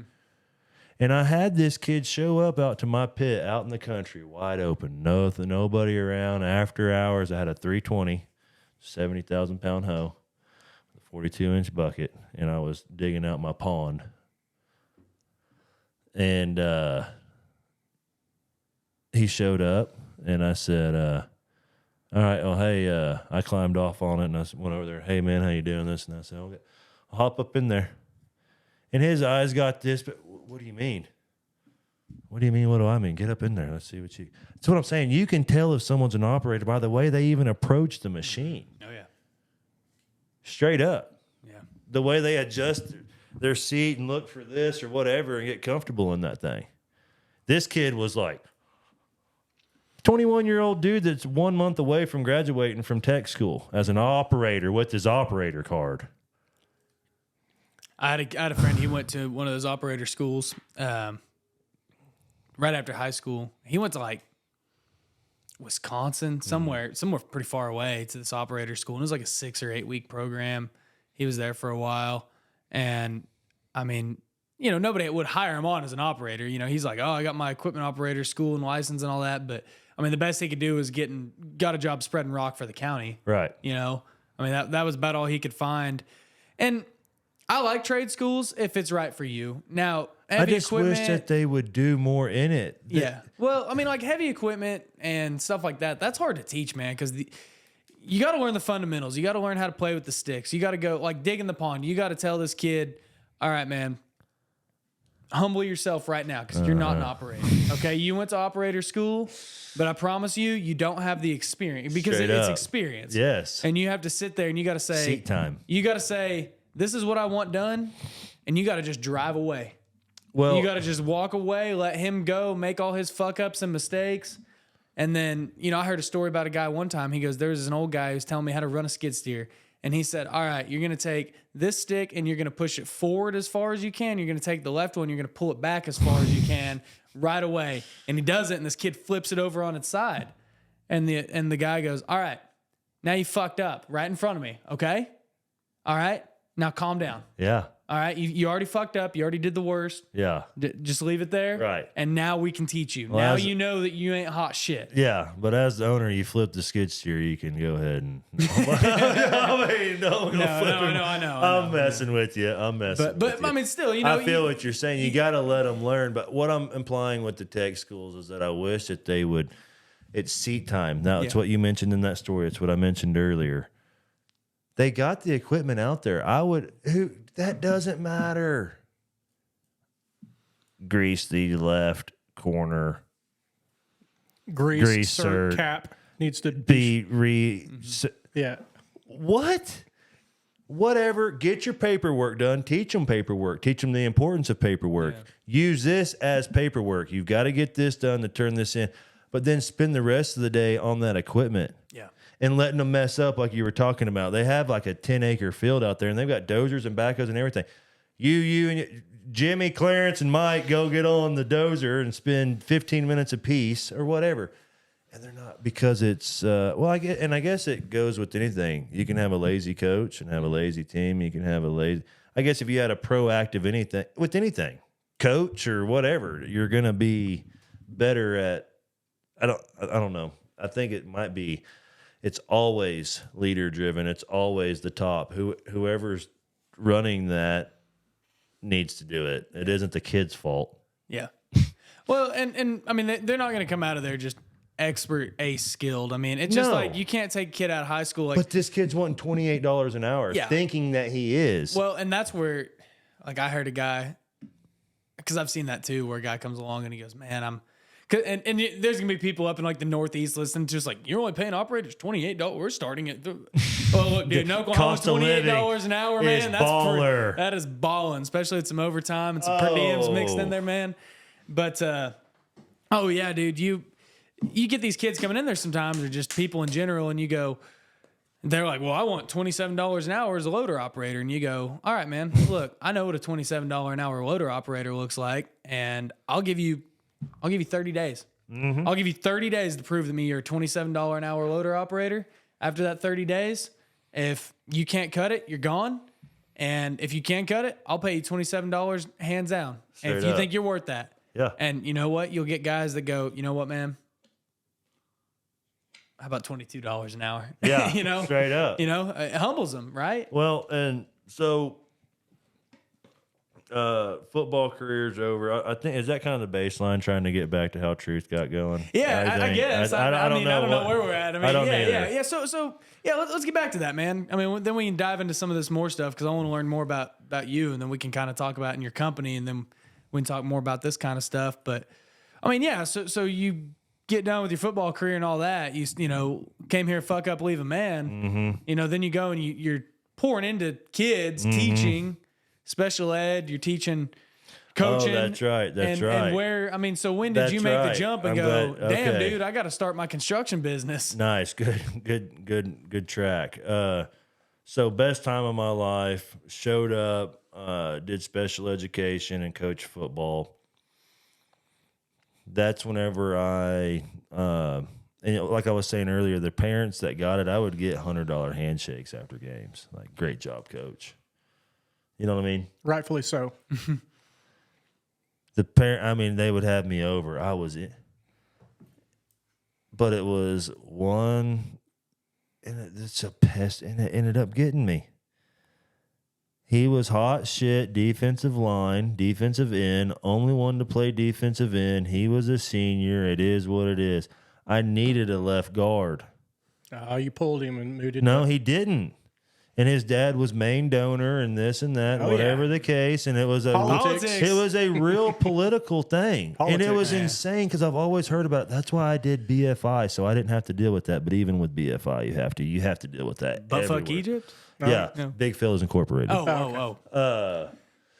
So, legit, he didn't, like, the coach was like, man, just keep him at DN and make so-and-so Elliott. So I'm like, fuck.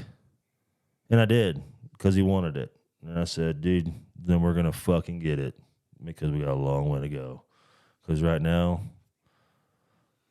you're right where I need you to be to learn and grow, whatever the case, whatever. So I said something, and like I said, it was never MF a kid, nothing like that, but it was probably a little too hardcore. If anyone's seen The Program, The Program. Latimer. It was Latimer. It was very Latimer-esque. Yeah. He's got Latimer hair. 100% he does. Latimer's got a little bit more muscle A mass. little more muscle mass. I'm an endurance athlete. Yeah, he's built like a swimmer. 100%. I'm built like a runner. That's right. Dainty. I can run for miles, man. Frail I'll challenge build. you to. I'll challenge you to a 50-mile race right now, but I ain't going toe to toe with you. We're not loading up the bench press. So sure as shit, the coach came in and called me into the office and read back. I mean, it's almost like that fucking kid had a recorder. The transcript of your.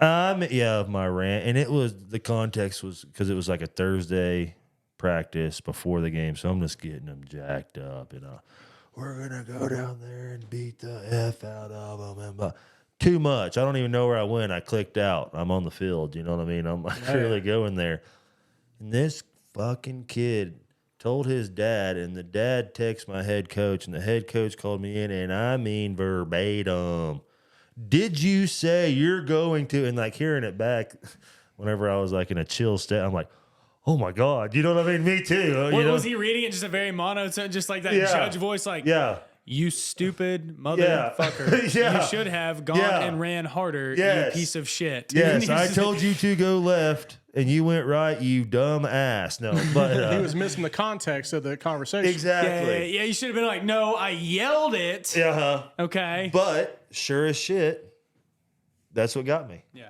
And I got fucking axed. And I got fired straight up. And then I had some more opportunities to stay in the coaching game and this and that. But I saw there that there was such a ceiling on what I could do with my life. And that sucks because that kills passion very quickly. When you say such a ceiling, you mean finite. There's a Yes, finite. sir. Well, like I said, ceiling you can drive a only go- bus. Yeah. You're going to have to do all this shit for what? Fucking $50,000 a year? Yeah. Yeah. God damn. teach, drive a bus, and coach, and do it all, and have it all. Like, yeah, there's a financial ceiling, and then obviously there's a lot of bullshit you got to deal with too. I've looked at that in teaching too. That I would love to do that, but the lifestyle I live and stuff, and the things I want. Which, just like I said, that kills passion. Yeah. Well, let's look at the education system. Why is that? Because we said it earlier. Whoever's leading. Well, if the leader is not passionate and just kick back, turn to page 47, I don't give a shit. I'm only making $35,000 a year. Fuck y'all. Well, what do you think our education's doing? Well, I don't give a shit either. Hey, text me. Hey, let's look at this. So I think we're diagnosing things. No, I'm playing. But staying on track. No. So after football and after I got axed, I went to my dad. Hey, Dad, what's up? Oh, goddamn, I've been waiting on you to say this your whole life. Yeah, come on in. Right? Well, yeah, come on in as the head person not in charge. Right? And then I had the daddy's boy thing over my head. Shit. Oh, yeah. So and how many people crews he got at this point? So nobody respected me. How many people were working for him? How many people were on that crew? Oh, I don't know, a handful at given points. You know how it goes. Or are you talking like just other contractors and stuff? No, just in the team. Here's the convolution. Other contractors would only get to like, hey, so I want Taylor out here. Oh, see, don't send nobody else out here but Taylor. There's a lot into that we may or may not, you know what I mean? Yeah. We can look at that. But long story short on that, probably before we go into that, too crazy on airwaves and shit. Once again, young bull, old bull. Like, Dad, we need to be doing this. Oh, fuck, I've been doing it since 1985 this way, you goddamn idiot. Kid, I'm 25. I know what the fuck I'm doing. You know what I mean? Yeah. But I think that's what that is probably him. I don't know, whatever. But I left, and a superintendent that worked for my dad left and went to Crosland. Yeah. And he hit me up and was like, dude, you need to come out and get away from your dad and see what it's like out in the real world. And so I'm like, all right, fuck it. Because it was getting bad relationship, Dad, because then you had business and it was all mixing. Yeah. Oh, yeah. And you can't go eat supper at Dad's house without talking about the job that's going to shit over here. And then it fucking blows up because you pissed me off by saying this. And now it's like, what the fuck? I'm just These trying potatoes are a little wet and runny, just like that piece of shit fucking base you put down, you know? Well, if you would have stabilized your mashed potatoes better. So that's pretty much the premise of that. And then I went and worked for Crosland, and I found out I got a real good taste of corporate commercial construction. Yeah, they're big time, aren't they? I used to test a lot of their jobs up in the Tulsa area. I was a material tester for 3 years. Who for? We were on the prison there downtown. Well, Building and Earth or Terracon. HCGC. Oh, okay. Miles Hunter. Oh, no shit. You know Miles? Yeah, I had him. I played rugby after football. You played rugby at OSU? Yeah, I went to a few practices. I did not play. I was going to say, I played all 4 years. Oh, did you really? At OSU, yeah. Oh, shit. Alumni here. Alumni, whatever baby. you Okay, call let's them. go. Oh, yeah. Do y'all tap each other's By the way, dong? we have the Alumni Association banquet coming up. If you want to be a donor or attend, a couple weeks, Yeah, no doubt. Let's go. That's What's what's the rugby's secret handshake? Do y'all tap each other's dongs together? I think it's this. Yeah. Yeah. I think it's just. You know what's funny about what rugby was for me?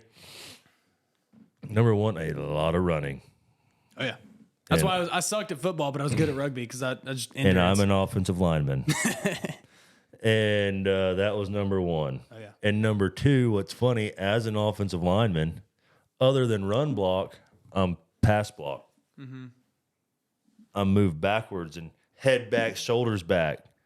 My position in rugby was head down, shoulders down. It was my whole life since fourth grade has been an offensive tackle, to where I'm going to try a new sport, and it's totally backwards. The ruck thing, where you lock in and you do this, and everything's backwards. And like power hits aren't yeah. necessarily good. You want No. to kind of like just wrap them up and. To where in football, it's about blowing through a motherfucker. Yeah. You know, now you can still blow through. Rugby's still intense. I'm not discrediting that. You're not protected. But I'm you're just not saying protected. that actual. So That's you don't what I'm want to run saying. full speed the guy and lay him out because now you're exhausted. So, you know, But my whole life was the Was that. opposite. Yeah. And so Finesse. it was fun, and I can say that You did it. I did it, but I didn't do it. Yeah. So Yeah. not claiming that I'm a fucking guy or a rugby guy or nothing, but That's funny, dude. That's funny that you knew Miles through rugby. Yeah, I worked for him for a few years.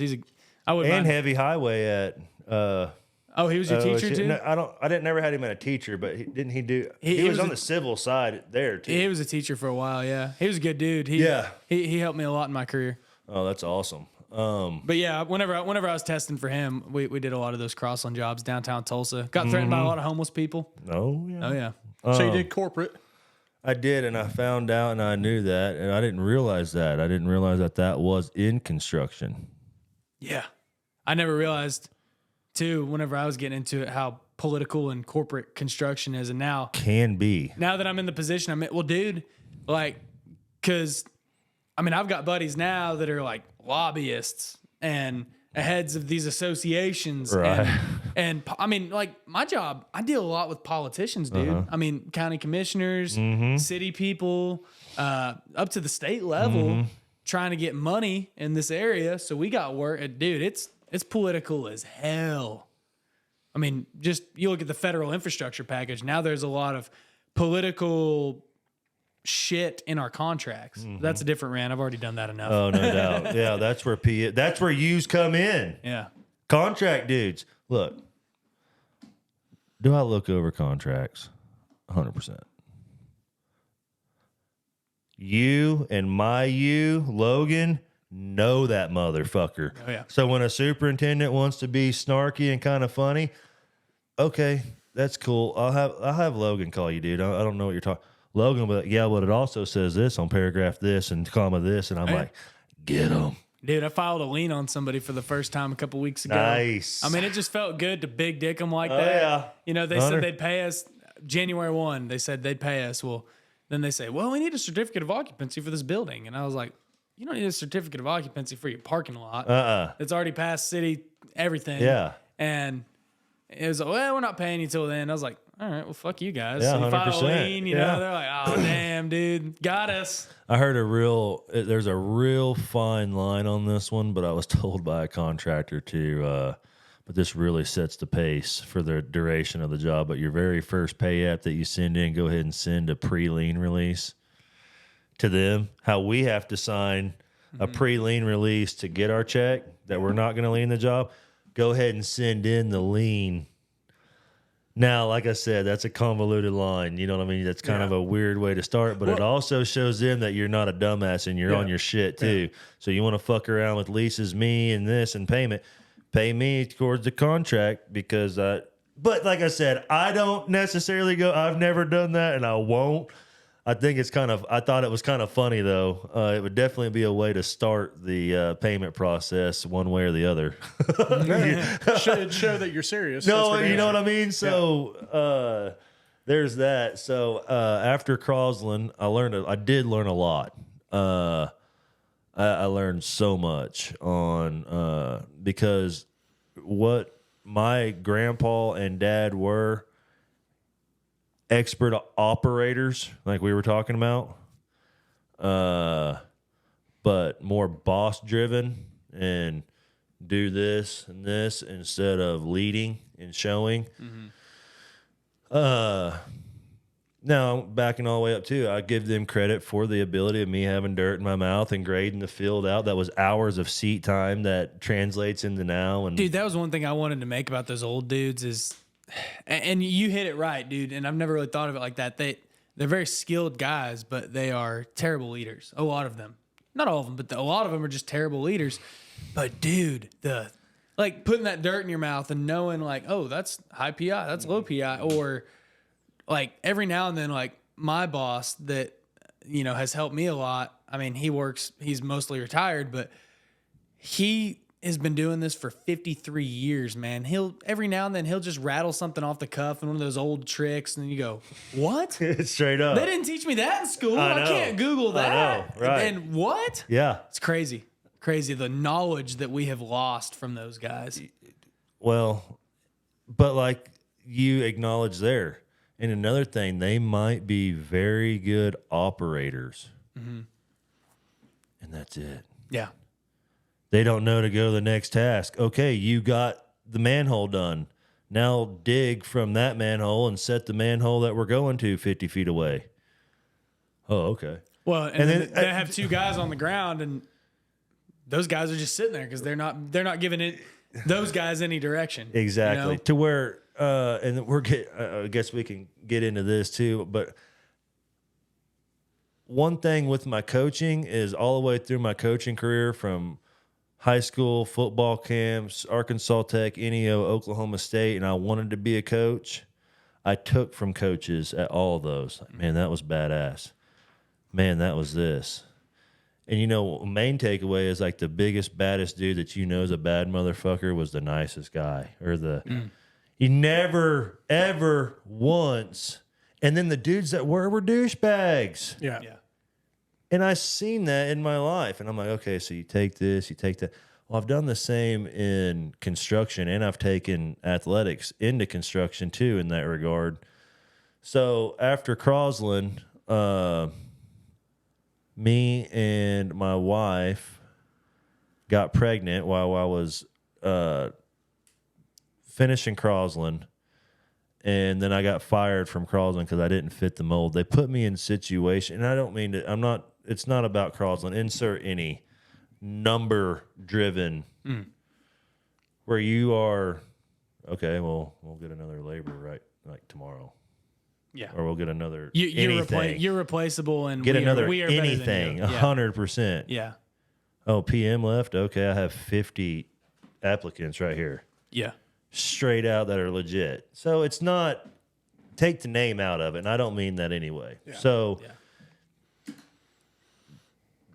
big organizations in general, or whatever. I don't mean, I'm just preface. I don't want that to sound like I'm talking shit on. Yeah, we get a cease and desist from Crossland. Yeah, they're like, oh, fuck him. No. Yeah, we weren't saying Crossland. We were saying Beerman Construction. Yeah. He was talking about Crossland Manufacturing. Yeah, I was talking about Mike Zazinski. Litsky. He's a Litsky. That motherfucker. Crossland? We said Crossland. Yeah. Oh, man. Shit, dude. But what I learned from there was how to be a professional construction person. Yeah. Polo minimum in certain positions if you want it. This and that. All that. But I felt like I was put in situations for me to fail rather than to succeed. And I think that was because I am a don't tread on me leader, this and that, and I hate being a number, and I don't want to ever be a number or with other numbers. I hear that. And so I don't think I fit their culture. And so That's big. And I stuck it out though. I got axed. They gave me my first laptop. I made it all the way through because I had a mentor at the time telling me, you know, no matter what, dude, just don't fucking quit. And that's the basis of life. If anything from this podcast could be with Taylor Hodge as guest on it, the top could be don't quit. I was going to put elasticity. That's perfect. That's perfect. But so I had an opportunity to get on the pipeline. And with the pipeline, you have to have an in. I don't care. For them, like they have a pipeline division or a different company? Oh, no. So I got fired from Crosland. And then me and my wife, I tried my own thing then. I was 27. And I'm sorry. Chris Stapleton's got a song, was that 25 or 26? I don't know if you've heard of that song, but it was either 25 or 26, probably 26. But my cousin needed a swamper on the pipeline, a laborer. A swamper is someone that is dedicated to that hoe, that traco. So here I am with a college degree, just got done with Crosland. Dad and grandpa both, and I have to go be a laborer. for my cousin on the pipeline in Knox, Pennsylvania, Damn. with a pregnant wife, a dog, and a truck loaded down with everything we're taking to a hotel room. Shit. And so that was another time of life started there. Tried it again with Dad. Still, oh, come on back. You can do all this shit you learned from Crosland. I tried that, and it went to shit again. So the definition, what is it? The definition of being an idiot is doing the same things over and The over definition again. of insanity is doing the same thing over and over So again. it's like, and okay, I expecting get different it. result. Yeah. So, okay, I get it. You just realize Dad and I ain't meant to work together. Got it. Noted. So me and Andrea, my wife, loving, jewelry making, awesome mother to my kids and wife to me, and business partner, we went. But here's the kicker. As a fucking laborer, could be laborer. That's a good one too. That's a good word. Laborer. And your wife was pregnant, soon to be in Oh yeah. labor. Oh yeah. Yeah, she was about to be a laborer too. Labor. So there have been two big time labor going on right now. There's A this lot of labor. labor heavy right now. Yeah, yeah. So I get up there, but here's the kicker: you sign on for 610s right off the rip, and so I was getting paid whatever. As a laborer, I was making $1,600 a week, Damn. and that's legit. And bro, make sure that his truck has fuel in it in the morning. Make sure the traco gets fueled up in the morning. Put his hook on his bucket to put the strap on to put the pipe in the ground. I'm like, dude, this is fucking. But then I'd get all the truck done in the morning. And every morning on the pipeline, there's a 6 o'clock early morning meeting. And the spread man and the foremans all go in there and or on the big table. Mm-hmm. Well, I'd get everything done in the yard, get done in the tool shack, get everything. And I'd slide in that fucking morning meeting. You know what I mean? Just open the door and they're in there, all this. Because I didn't know PI in our world is plasticity index. Yeah. PI in the pipeline is point of intersection. So whenever I'm there, they're like, well, meet up there at the PI when we get up. I'm like, fucking plastic. Meet at the plasticity index. What are you talking about? Right away. Row. They kept putting row. Don't go outside the row. I'm like, what the fuck is row? Right away. Right of way. How big is a right of way? Given whatever we got to be, it's typically 50 There you foot go. right I of way. was checking you. It's Yeah. 25 foot on each 25 side of the each pipe. I was gonna say, Oh, yeah. We've gotten into it with O&G a few times. And so, and look, I'm not a pipeliner. I went up there, like I said, I got fired. My cousin let me in, but I went in there and I go, didn't say shit. You know what I mean? I wasn't a nuisance. I wasn't anything. I went in there and I just slid back and I would have been in that chair over there in the corner, finishing up my coffee here in PI, out point of intersection. Oh, LOD, limit of disturbance, row, right away, all these different terminologies. Depth of cover. Yeah, yeah. So we, I would hop in there and just be in there, and then everybody would get out about 7 when it's time to go to work, and we'd finish up and have our cigarettes and finish our coffee with the spread man and like, who are you? Oh, hey, I'm Taylor. Good to meet you. Boom. What are you doing in here? Just learning. I was done with the truck. I had it all filled up. But, yeah, keep coming. Okay, cool. See where, you know what I'm saying? Yeah. And then it got to where, in my world, your world too, if you hire out as a laborer, you better not get on the paver. I'm just saying willy-nilly. I'm saying if someone's teaching you, Yeah. maybe, but don't just hop on. Oh, don't just take it into your own hands. I know what you're saying. You know what I'm saying? Dude, big time no. Get your ass ran off. Yeah. But my job was to be my cousin's swamper. I'm sitting here watching him dig ditch. Well, there's a fucking D6T high track with fucking rippers right over here too, and I'm like, because I knew I could clean up behind him. I knew to do that. I'm not just going to sit out there and be bright. I'm like, man, there's something that can be done out here, you know? Yeah. And so I went and got on that fucking dozer and started blading it off and 45ing it in there to him and kind of backfilling or once we set the pot, whatever Well, then it got to where the foreman was like, hey, go grab that side boom and bring it down here and bend this pipe. And I'm like, oh, fuck. You know? And I went down there and I'd bend pipe and, hey, go grab that hoe and help backfill this, you know, or go grab that padding bucket and so you see what they were doing there. And every morning I'm in there this is on the pipeline. Anyway, this is like week 1, week 2 of me being in Knox, Pennsylvania, working on the pipeline. I don't know if that's just good or bad. I just kind of was like, what's going on? You know what I mean? And so anyways, we were setting in this fucking pipe, dude, and it was intense. I wish I could find pictures, but I'm not going to be that guy and dig for them and shit. But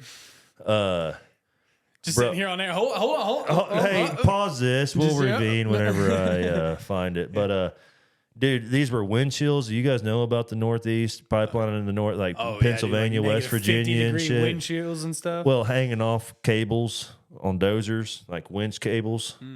Like, so a dozer will nest into the hole, nest into the side of the mountain, and then one will be on top, and they got winch cables. And this winch cable, so if it's just a regular one, but sometimes there's multiple, but I'll just simple numbers here. Yeah. So if we're going over this hill, you'd hook up, and on the bottom plate of your traco, I don't know if it's customary, but on the pipeline there was always 3 holes, one in the center, one over here. And you'd hook a huge-ass fucking shank and fucking shit in there, hook it up to the fucking dozer guy, and you got a radio. All right, lower me down. And fucking... You go face down? 100%. Oh, shit. The fucking where you open the windows, the frame of the window, your feet are on that. Oh. That when you go over, you're digging like that. And so now we got it dug out. Now it's time to set the pipe. So they hook like I said, I wish I could find this picture because it was fucking badass. I'm not kidding. There was probably 7 to 10 hose on this fucking pipe, all hooked up with straps. And there was one empty because somebody in the spread man goes, go get on that hoe. So this was like my big breakout. You know what I mean? Setting a piece of pipe now. So I've backfilled. I've kind of done this and that, you know. Well, now it's time to set fucking pipe. Yeah. Showtime. .com. And dude, we click off over this hill, and all they told me was to keep your strap straight. You know, don't let your strap, like if this is the pipe and the strap is here, you know what I mean? Don't let your strap get ahead of your pipe. You know, you always want to kind of keep your strap straight up. So I am hat on backwards, fucking laser focused on this fucking strap. And brother, when I tell you, I don't know if it's because we had so many hoes that acted as the anchor or what. I'm not shitting you. Against the glass on this hoe holding this. I mean, horrifying. Not bragging about it. Don't ever want to do it again. Fuck that, dude. It was fucking intense. That sounds scary. And so, I mean, literally just leaned against this glass, and then you got to set it down there, and then then the welder's got to weld it up. So you're in there just letting it weld up, and they unattach it, and then when you're going up steep hills, you just point your bucket. You don't, how you can grab your hoe and pull you up things, but when you're that steep, if you go to grab and pull yourself, so if this is our tracks here, and if this is the tracks, and this is the arm, and you go to pull, look where all your weight is. Right here. And he will flip that motherfucker backwards. And it has happened, and my cousin's done it, and it's intense. But anyway, so I'm pipelining, making stupid okay. So then after I set that piece of pipe the other day, I'm in there the next day or whatever, I'm in there drinking coffee, and the guy goes, hey, we're going to go ahead and break you out today. So I broke out as an operator on the pipeline in 3 weeks. Nice. And so now I'm an operator. So now I went from making $1,600 to like $2,300 a week. And so me and Andrea, my only criteria was to eat good. Go and get the good shit, not the great value shit. Oh, yeah. You know what I mean? Yeah. But other than that, fucking Target $15 fucking shirt, whatever the case. Yeah. Didn't put lift kits on my truck. Didn't put fucking badass American Force fucking 24s on my shit or something like that. You know what I mean? We stacked and all we were doing was eating good. Yeah. Meanwhile, I mean, fuck, what's that cost you? $500 a month or $500 a month or something probably? Yeah. Probably something like that. Even today, a week. Let's say a week, $200. Or I mean, a family of 3 at the time. Yeah. Around there, yeah. Let's say $150 a week, and I'm making $2,300. So we are building, and then I kind of got in there and I pipelined from 17 to 20. And so I worked in Pennsylvania, West Virginia, kind of touched New York State, and then did a big job in Colorado. And in Colorado, I remember hearing on the radio. So at this time, you know, I'm done with Dad, done with crawls, and I'm pipelining. And I'm in with a good crew, this foreman. We were rolling. We were just about to go to a 100-mile line in Montana, which would have been awesome to go see Montana, steady work, all that shit. I can remember hearing on the radio in the Traco that schools were closing. This is in 2020, February. This was January, early February 2020. And I kept hearing of all these schools. No one knew what all this sickness was. It was fucking COVID. That was before everybody knew about it. When everyone's like, schools are getting closed down and it's not flu, it's not strep, no one knows what it is. Well, and then first active order was Biden shut down the fucking pipeline. Remember that day one? That was his first deal. Yeah. So there went my 100-mile line in Montana. Oh, was that part of the Trans-Canada? Yes. I don't know if it was part of the Trans-Canada. I don't know. I don't think it was. But regardless, he shut it all down. Oh, yeah. Remember, that was like his first big thing to do. So there goes my pipeline, and you know, obviously everybody got laid off. So then I come home, and I started digging. I started digging footers for my buddy's concrete company, and you know, that went good and this and that. But like we were talking about wage, dude, I've hung off a mountain and dug and done some serious shit. In the pay scale in Tulsa and Oklahoma, he was only offering me $20, $21, $22 an hour. Yeah. And I am a professional operator, and I mean that respectfully.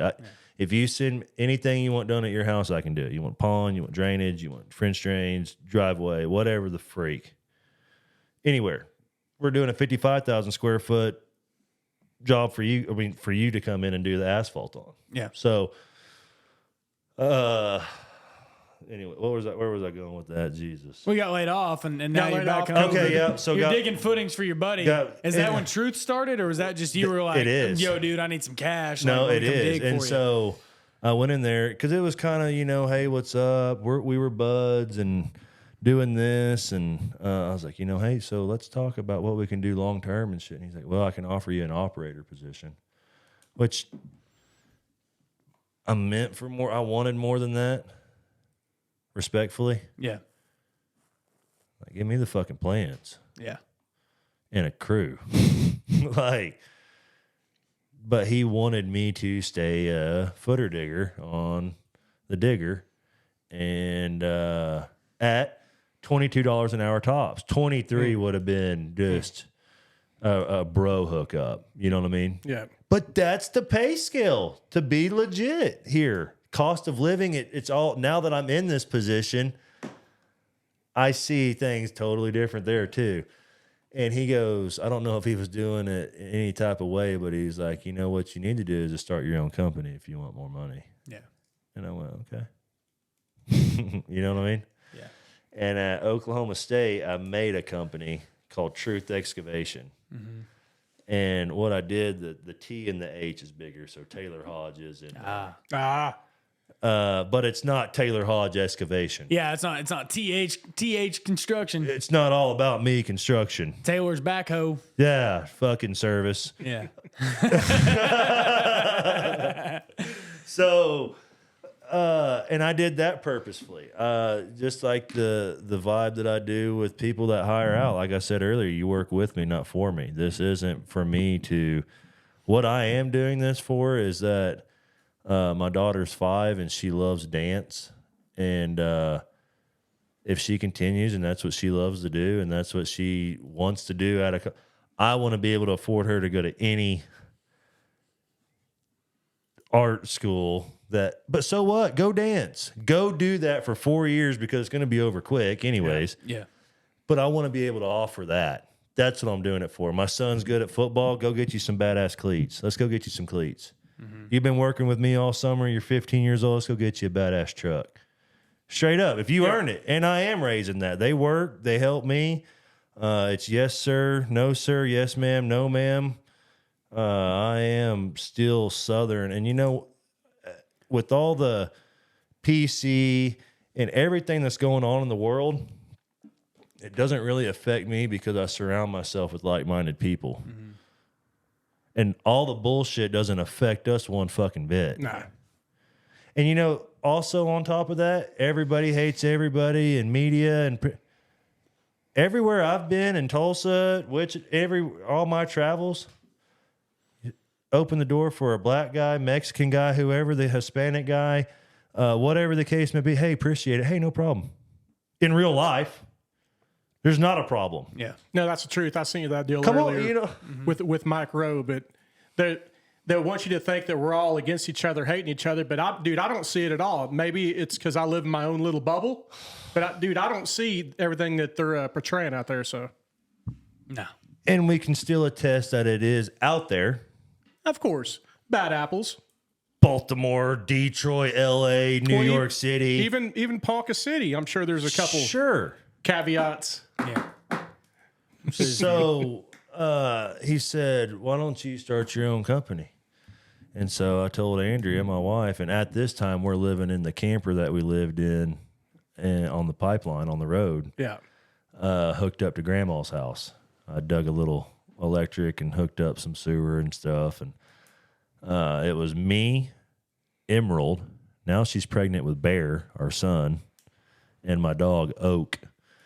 And all in a camper. Dude, these are some of the hardest names I've ever heard in my life. Emerald, Bear, Oak. I love it. Thank you. My baby daughter's name is Jewel. Nice. You know, I was living in that camper, hooked up to Grandma's house. Me and Andrea were digging footers, and then I said that, and she texted me one day and goes, "What would you want the name of your company to be if we were to start a company?" And I said, Truth Excavation. And sure as shit, I was digging footers. Here comes March 2020. And sure as shit, the government the fucking country shut down. COVID was a real thing. You know, when we were all hearing about it, like, oh, we've been through SARS and anthrax and all the scares, right? Mm-hmm. And it all kind of went pig, swine flu, all that shit. Remember all that? Oh, yeah. Okay. No, apparently this one fucking got us. Mm-hmm. Politically or not, whatever the case. And another thing on that, we can't discredit because it sure as shit did get some people. And it got family members of mine and this and that. So that's the fucking convolution of the fucked up shit. Yeah. I think it's a little ramped up with the super mask and shit. Legit, I can still see if you're snotting and you're coughing and you got to go, straight up, I might put them. That would be like, okay, have some common sense. But mandatory mask, oh, you're a fucking non-masker and you're a masker, division, that's fucked up bullshit. Yep. So, anyways, on top of that, so I'm digging footers and she sent me a fucking text message that said Truth Excavation LLC. So she went and made the LLC. Yeah. And I'll never forget it. I was on the site. And he came over there, and I was like, hey, come over here and check this out. And I showed him. He's like, oh, so you're really going to do it? And I'm like, I guess so. And he's like, all right, man, this and that. I was under the impression he could kick me some work. I could still dig footers for him, help me in the game, this and that. Well, no, it's pretty much, I guess that was start your own business to see you later. So you haven't talked, and he was an old friend of yours? Yeah, and that's another thing. Now, 2024, 4 years old in Truth Excavation, I really try to refrain from hiring friends. Friends and family. Tough. That is tough.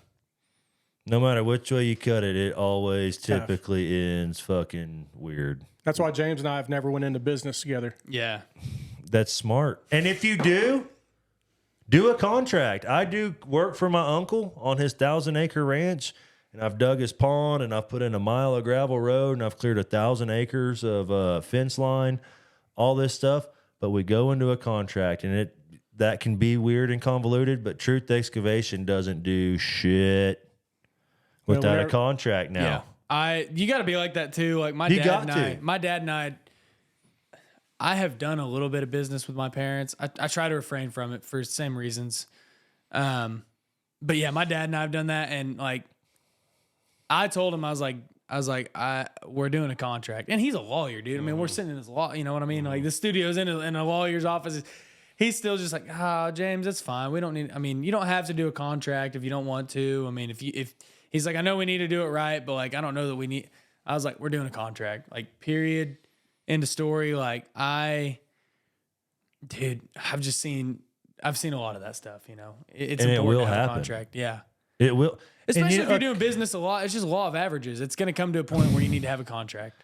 And what that contract does, it's not that I don't trust you. It's not that you don't trust me. It's no, on April 1st, we talked about right here on this. Mm-hmm. Oh shit, I do remember saying that. You're right. Yeah. Yeah. It's just it's structure. Or it's, hey, didn't you say you'd do this for me? No, I don't remember doing it. Well, I thought that we were going to do that. I thought that was pretty clear. Yeah. We never talked about that, you know. Well, let's pull this open. And so it keeps it.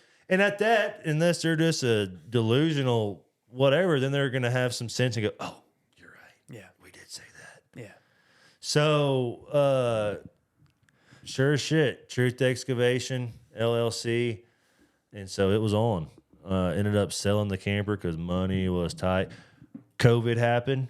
Mm-hmm. So we got our LLC March 13th, 2020. That is like that's when the country shut down.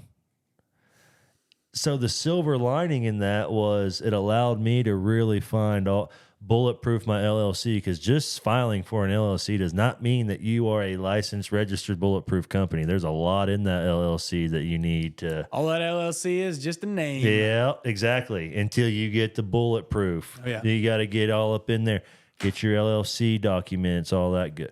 It allowed me to really find a CPA during that time instead of just, I've got these jobs and I'll figure it out on the back. Oh, yeah. Jobs weren't happening, so I really was able to focus on finding a banker, finding the big three, I call it, is banker, lawyer, and CPA. Yeah, that's important, man. And they're hard to come by. Yeah, good ones. Good ones. Yeah. And that aside, I run Truth off warm and fuzzy. Like, so my banker now, football guy, it's not, hello, Mr. Hodge, how are you doing today? This and that. Dude, we'll talk football for 30 minutes and then, oh, shit, I need you to e-sign that document real quick. Yeah. My commercial insurance, ex-athlete, we chop it up, this and that. Oh, hey, I need you to e-sign this document. I know I'm reverting to that e-sign, but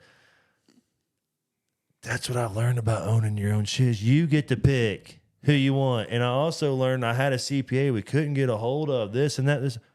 Well, find another one. Yeah. That I thought, as you're starting, you don't know any of that. So it's like, well, what's going on, So that was the silver. And then me and Andrea went online and made our business cards and got a wad of business cards, from Vistaprint. And we would we would load Emerald up. And my wife and I are simple. Seriously, it is, we call it driving Miss Daisy, but like going out, we really like the back road. And I mean, we're not doing nothing crazy. I mean, but just drive around, look at property, look at sunset, end up over here. You know what I mean? Wave and try That's to cool, find, man. Just try to find her. It's simple. That's what. Oh, yeah. She's simple. I'm simple. That's why we're able to save the money that we do. Yeah. And so, we splurge. I mean, we're not fucking simple. Anyways. So, we would drive around. And that's a pro tip for anyone out there with kids. You want to, the pro tip is to drive around to get them to sleep. So, 6:30, 7 o'clock, 7:30, 8 o'clock, throw them in the truck and drive around. And so me and Andrea would capitalize on me and her time driving around, getting the kid asleep, and we would drive, and I would put cards and mailboxes, legit. And I'd get some random, yeah, I've been needing my driveway done. Nice. Oh, yes, sir. And so you start in the rental stage or COD, cash on delivery. Mm-hmm. And so with zero credit, new company, who are you? And so what I would do is I would look at this driveway and I would say I need a skid steer and I need this piece of pipe. So those are my exact costs. And an old school way of doing that is figure up all your material, your machines, and your actual costs and times that by 2. And there's your bid. Yep. So, and you can do that in card mailboxes and that style of construction. And then I hit my first big lick was a $1,200 1.5-inch PEX water line on a trailer park in Lake Tenkiller. And I mean, dude, that first $1,200 or $1,200? No, $1,200 job, big one.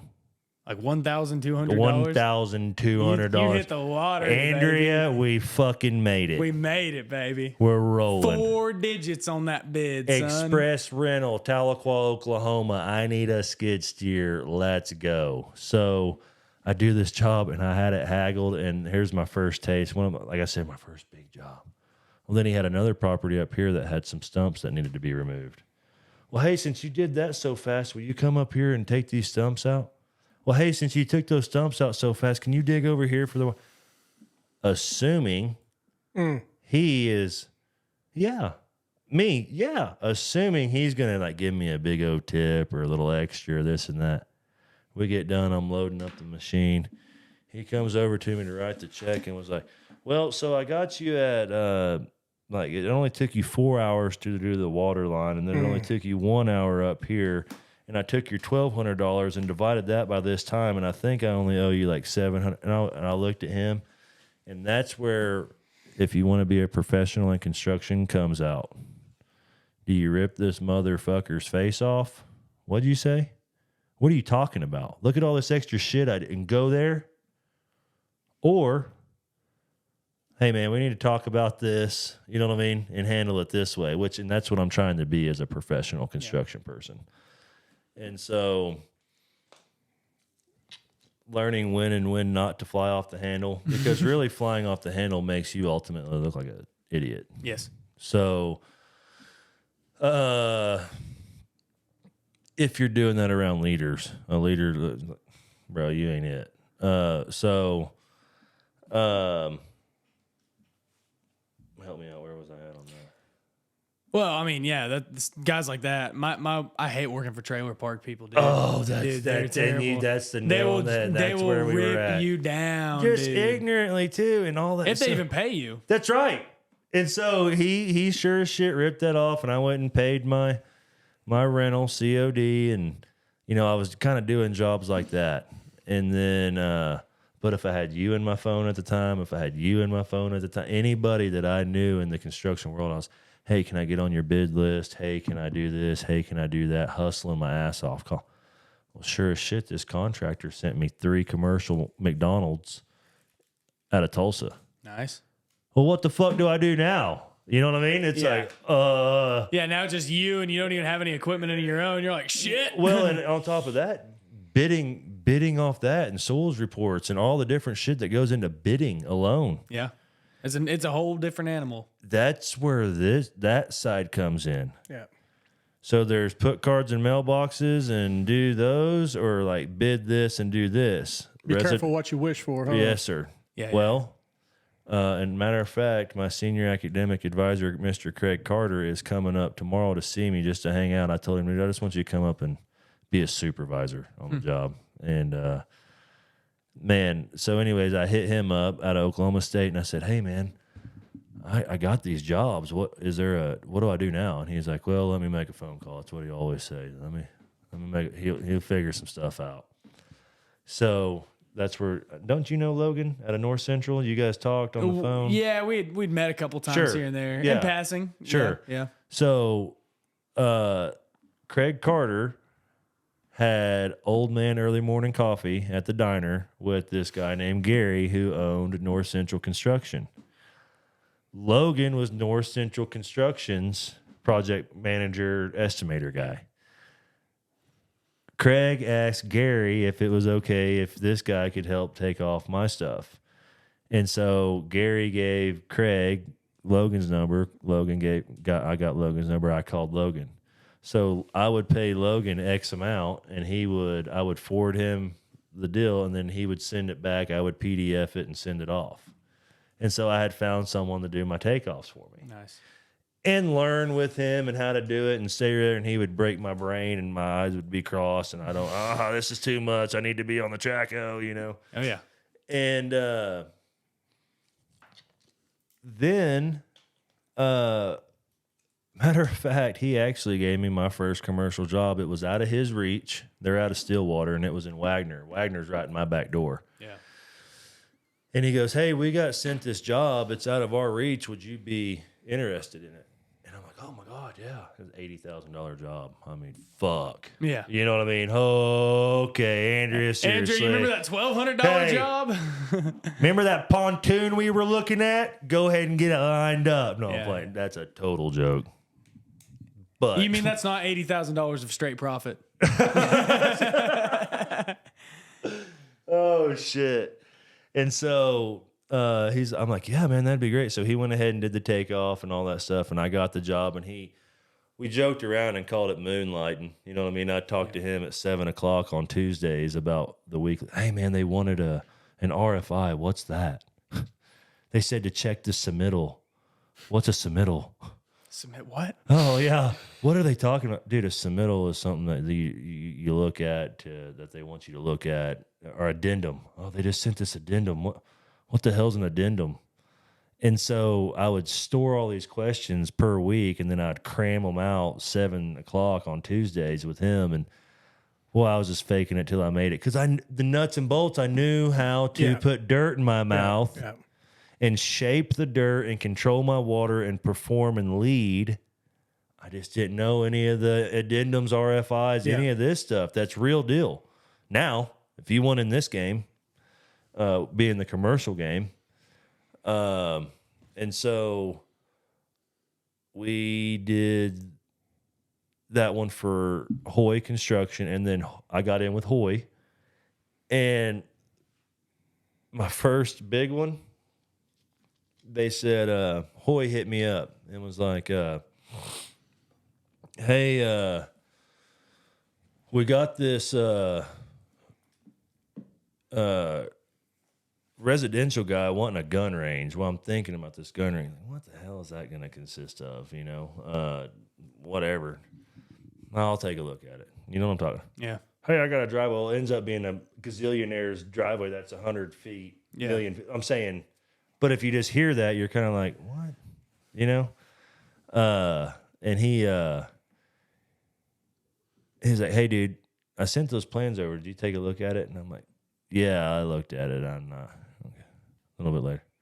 Dude, I'm serious. I think you need to take a look at this job. It would be a good one for you. I'm like, okay, I'll take a look at it. Got a hold of Logan, sent him the shit. He's like, holy shit, this is a big fucking job.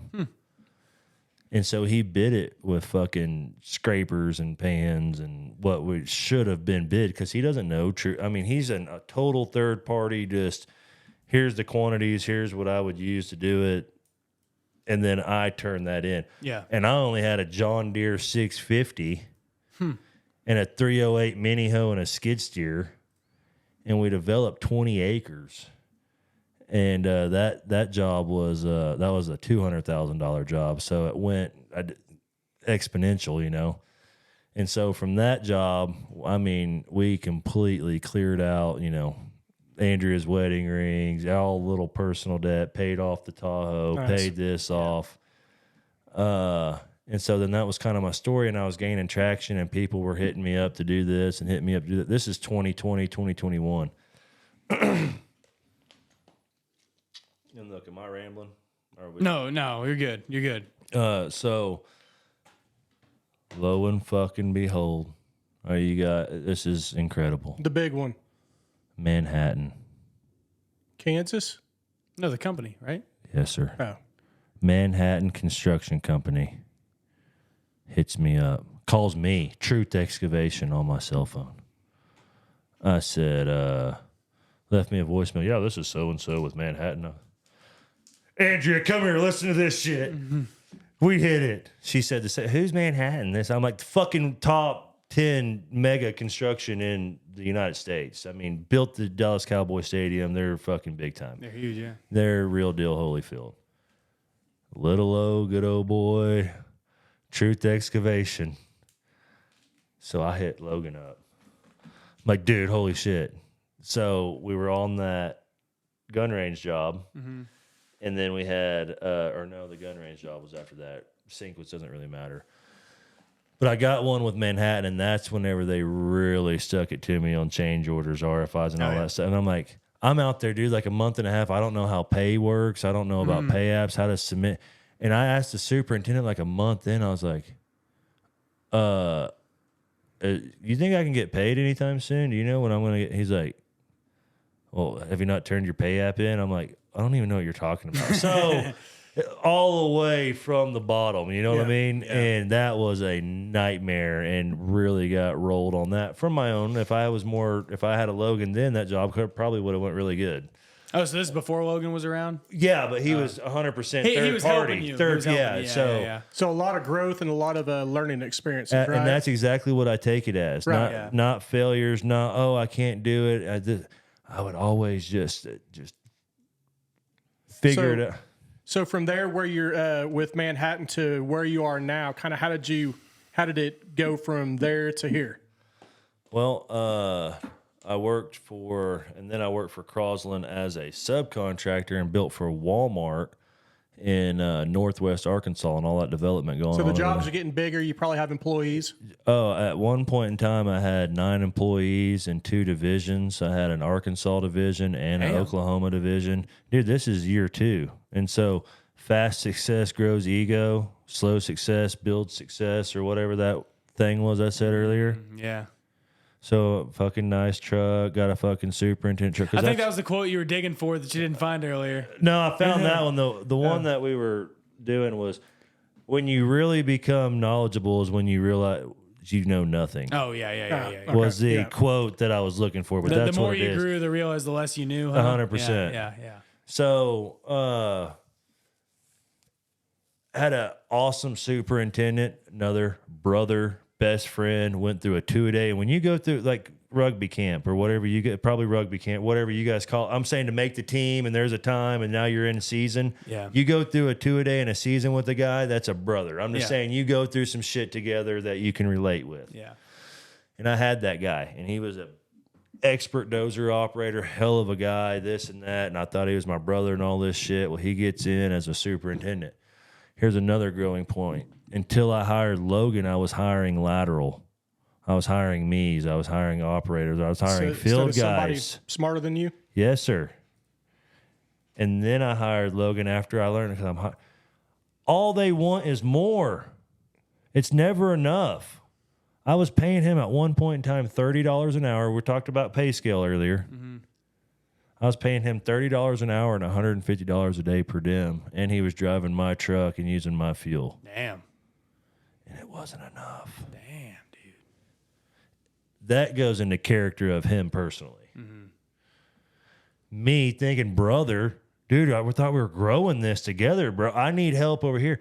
Bought a $2,500 puppy for his kid, and me and my wife couldn't even fucking barely. I mean, we went to Christmas dinner to eat. You know what I mean? Kids got some things. You know what I mean? Yeah. Character check on me. I want my guys taken care of first. Straight the fuck up, no matter what. I'll get H&E. I'll deal with the corporates and this and that. You're never going to miss a paycheck. You know what I mean? Yeah. It's just kind of how I run it. So I had Bryce running the Arkansas division, and he had shit at any given time over there. There's Bryce. There was at minimum 5 guys over there in Arkansas. Walmart was the owner. Nabholz was the CM. Crosland was a third tier, a sub to Nabholz. I was a third tier sub to Crosland. How do you think that went for your little old Truth Excavation that took a while over here? to get paid. That was not ideal. Yeah. So once again, if I had a Logan, it probably would have went a lot different. So I'm not naming any of those names. I'm taking full responsibility. And it wasn't because me and Andrea were fucking in my Hawaii taking selfies and going on exotic You just vacations. didn't have somebody to cross I wasn't the I's and dot managing. the Yes, T's and you know. and then I was good old boying myself. And if Shalinsky, Lashitsky. if Lashitsky's over here, superintendent got a good old boy. Yeah, go ahead and take that light pole out. You know what I mean? Well, shit, that takes time and money. That should be. Light pole is a very minimal. I'm just saying, you can change order yourself, not capture any of these change orders, and Lashitsky's going to be like, yeah, keep doing it. Keep doing it. Yeah, you're doing this. Yeah. Meanwhile, me thinking, I'm a good old boy. They love me. They love me. They're going to take care of me. No, they are licking their chops. Yeah. So where are you at now? How many employees you got now? Right now, total reconstructor, 23 about got me. Matter of fact, the check I picked up today. Matter of fact, this is a glorious podcast and day, and it's ironic that the check I picked up today completely got me zeroed out from 23. So, What do you mean by that? I mean, I owed $300,000 Oh. from good old boy. Oh, 2023. 2023. Yeah. Owed H&E 187,000. Owed the bank 120 something. Jim Bob and Shalinsky and Shalilix. Yeah, Lashitsky and Biederman. Beerman. Yeah. Owed them 5,500 and 7,200. Dude, them big checks come whenever you do work for James, man. No doubt. come Yeah, rolling dude, in. Casey makes more money. Casey's my maintenance guy on my real estate stuff, so Casey makes more money than I do on real Hell estate. yeah. You know? Hell yeah. Yeah, I hear that. You invest it back in. I know what you do. 100%. He shows that he made zero money at the end of the year. I know Yeah, that. 100%. Yeah. So, Oh, yeah. well, I'm not there yet. Me and Logan are still working out the analytics. But, so, I mean, the Manhattan job got me. I owed H&E, or I owed United Reynolds. That one got me for $78,000. And then that's where I landed the fucking gun range job. Nice. That one zeroed me out from the Manhattan fuck up. So my premise was, don't fucking quit. Nuts and bolts. Big money in, big money out. Whatever we had left that's what we had. Fundamentals. Well, not good fun. That's winging it. Yeah. Well, see, dude, that's construction for a lot of people. I mean, exactly. Especially in the beginning, dude, is getting those jobs. And then you got to get credit and you got to pay off all this shit. And then hopefully by the end of it, you break even. And then it's just going back and forth and all that. It's yeah. And politics make a play when you're working with them big companies. And the only way to do that is to do it. Yeah. I have been told, I've had mentors, I've had people, well, make sure and watch out. Oh, okay. Oh, I'm going to do it differently. Young stuff, this and that. Okay. And I'm also that type of person too. I'll heat a lot, but until my balls are on fire, until I'm not feeling the heat, until I'm on fire is whenever I come in a fuck up, leave a man. You know what I mean? Yeah. Yeah, the Manhattan deal, just because I didn't do it right, that one was 78. The gun range job got me, zeroed everything out. I went and helped a buddy out on a Crosland job. That superintendent told Crosland about me. That's when I got the Crosland job. Mm-hmm. So I had a little bit of money from that gun range job. We were carrying about 100,000. Yeah. Never seen that, you know? Yeah. So I fucking thought, God, Andrea, we're here. $100,000 is step one to getting into the fucking game. Yeah. 100,000 is that's payroll. $10 right now. That's payroll in a week, you know? It's not a lot. Yeah. A piece of equipment. 100%. Shoot, dude, it's maybe a down payment. Yeah, straight up. Yeah. Straight up. Depending on the equipment. So that paid for your blacked out windshield though on your excavator. 100%, no doubt. 100%. He's got a sick looking excavator. Thank you. To where you are today, I kind of heard all this learning lessons from college. Mm-hmm. When you were down and out, kept grinding. Mm-hmm. Made a few contacts, down and out. Yeah. Once you started doing the construction line, went all the way up to the Northeast. Started out as a laborer, yeah, but sat in on them meetings, looked for opportunities, made contacts, kept growing, and word of mouth. And with your trials and tribulations, Sounds like you're in a pretty good spot right now. It's very blessed, and my deal is God, family, truth. So all this is to God, and I say my prayers every night. And I cuss. I've cussed on this. I am who I am, but I have my own relationship. Right. With it. And I am not naive enough to think that this is about me or that I'm doing this. I'm capitalizing. I like to say, make your own luck. And I capitalize on opportunities. Well, hey, and on that opportunities, because you said make your own luck, then you said opportunities right after that. Opportunities will fall in your lap at times, but then I like to create opportunities. 100%. Opportunities might fall in your lap. Yeah. A guy might hit you up. Yep. But if you're out there putting those cards in the mailboxes and stuff like that, you're creating opportunity, right? Right. And so the gun range job gave us a little bit of money, so then I got into the Walmart deal, and at this time I had a few commercial projects going. I had a bunch of little residential stuff because in 2020 everybody was home and they were wanting to do their little she shed pad and then their little this. So I had a bunch of $5,000 to $13,000 jobs, which were clutch because I would do one commercial job, strip the grass, get the pad ready, then concrete's in, then I'm done for a week. Mm-hmm. I would go home and slam out a $9,500 and a $7,300 job in a week, 3 residentials, and then I'd go back to commercial. So that's what I was doing. So then I got the shit with Crosland and Walmart in Northwest Arkansas, and that's whenever I had my commercial stuff going in Tulsa, this going over here, and I was kind of back and forth wherever I was needed. And then Bryce quit me, dude, drug up on me after paying him all of it. And he called me. I couldn't get a hold of him one day, this and that. And he called me. I said, dude, what's up? And I was on my way home. He's like, oh, you got a minute? I'm like, yeah, I'm driving home. What's up, dude? Been trying to get a hold of you all day. He's like, man, I'm taking another job. I said, you're kidding me, right? Dude, because we were balls deep in this shit with Walmart in Northwest Arkansas. It was crazy. Had a 349, that's $20,000 a month. A 349 Traco excavator. Big hoe. $20,000 a month. Had a dozer out there, had a 320 out there. There's a lot of iron on this site. We were putting in reinforced concrete boxes, the storm drain boxes. Yeah. And he quit me. Damn, dude. I said, well, you're going to help me finish up Arkansas, right? He goes, no, I'm starting tomorrow. Fuck, dude.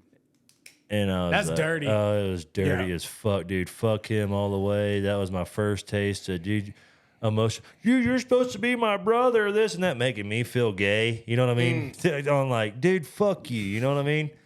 So that was intense. So then I was in fucking Arkansas full time, you know what I mean? And then I got another, so then that one got me. Oh, and then my uncle, that his ranch I was talking about earlier, that 1,000-acre ranch, all that gravel road and all that stuff. So in a hole from Arkansas, Walmart Crosland got the fucking land clearing job, the ranch job. So then that zeroed all this out. So now I'm in 21, 22. And so then I was hooked up commercially with a contractor, and we were hooked up with veterinarians and dentists. I was doing a bunch of doctors' offices and stuff. A bunch of, 80 to 100,000 square foot total projects, building pad, parking lot. And then I had, at one point in time, which you can attest to this in our world, you can bid your ass off, you can wait on this, and they're all going to hit at the same time. Oh, yeah. The old train wreck. The old train wreck. And at the worst time. Oh, yeah. Typically. Okay. Yeah. No, I'm rambling, dude. Yeah. No. Yeah, we're having fun. Hey, man. So we got to get rolling here. It is Monday night while we're recording this. No, dude. So you just had a good old ball kicking session. Oh, yeah. That's what it is, man. Oh, yeah. It is. So, look, man. Dude, hey, before you get on that ball kicking section, which we've talked about this recently, and I want to say this also. You can't know what good is until you've experienced bad. So 100%. a lot of the learning lessons with your ball kicking sessions, you've learned, and you know what bad is. Well, and just didn't that's going to make quit. your highs even higher. Man. Absolutely, and just didn't quit. Endurance, man. Several opportunities to quit. It's if you want it. Yeah. But yeah, I could keep going for a long time, but to where we I are could now, too, man. but to where we are now, I got into another pinch, had a 3-building pad plaza, a dentist office, and a Tommy's car wash kickoff at the same time. Yep. So once again, I had 17 pieces of iron moving at one time. Track of just on 3 different jobs. And I good old boyed myself. I wasn't capturing change orders. I did this, and I got in a whole 2023. Literally peeled myself out of bed, coming home catatonic. Is this bankruptcy? Me and Andrew are eating legit, no bullshit, not for the pocket. Swear to God, 100% bologna. We were eating what the fucking kids were eating, like ramen noodles. You weren't eating good like you used to. No, 100%. And then all of a sudden, didn't quit. Damn. We're gonna have to do a part 2 on this. Yeah, we will. No, we can, man. Because fucking, How long are you working in town? dude. I'm here all week. Okay, we'll figure out a time. Are you here next week? Should be.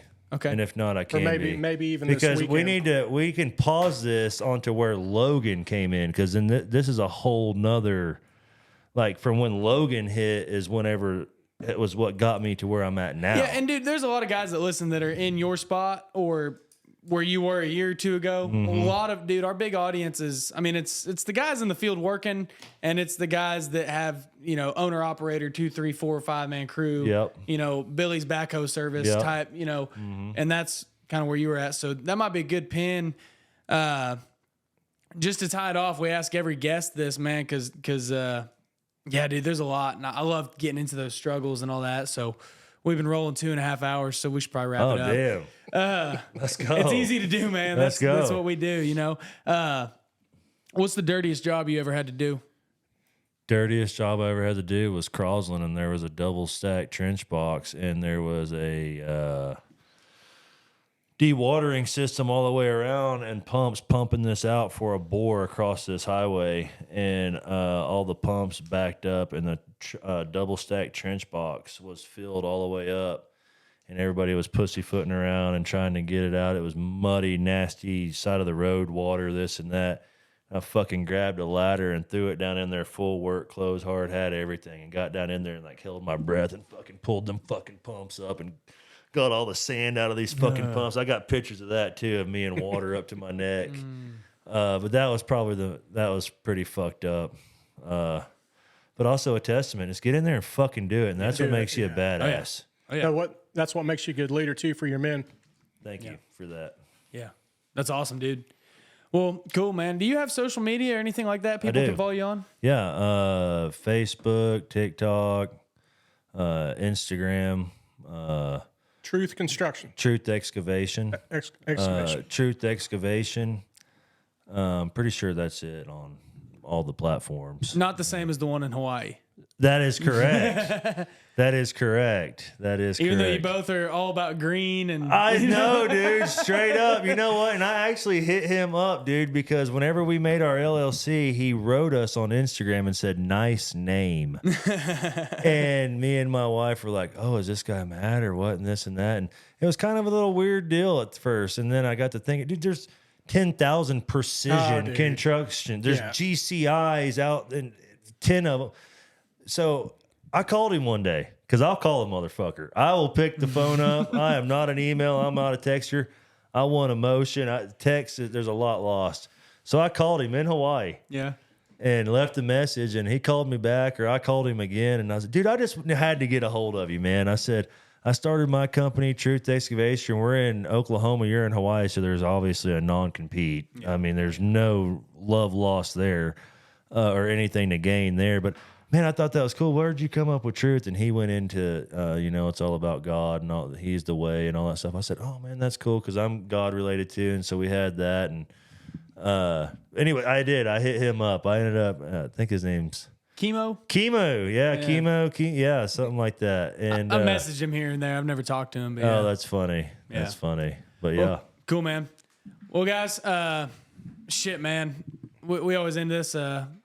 You've done some hard shit in your business to do it. So I always end every episode with telling the listeners that the only way you can deal with that kind of hard shit in your life and your business and your family, dude, getting kicked in the balls is by intentionally doing hard things physically, mentally. I mean, you play football, you're an athlete, you get it, man. That physical release, that help, doing things hard, like playing the bass, like you're talking, working your mental stress.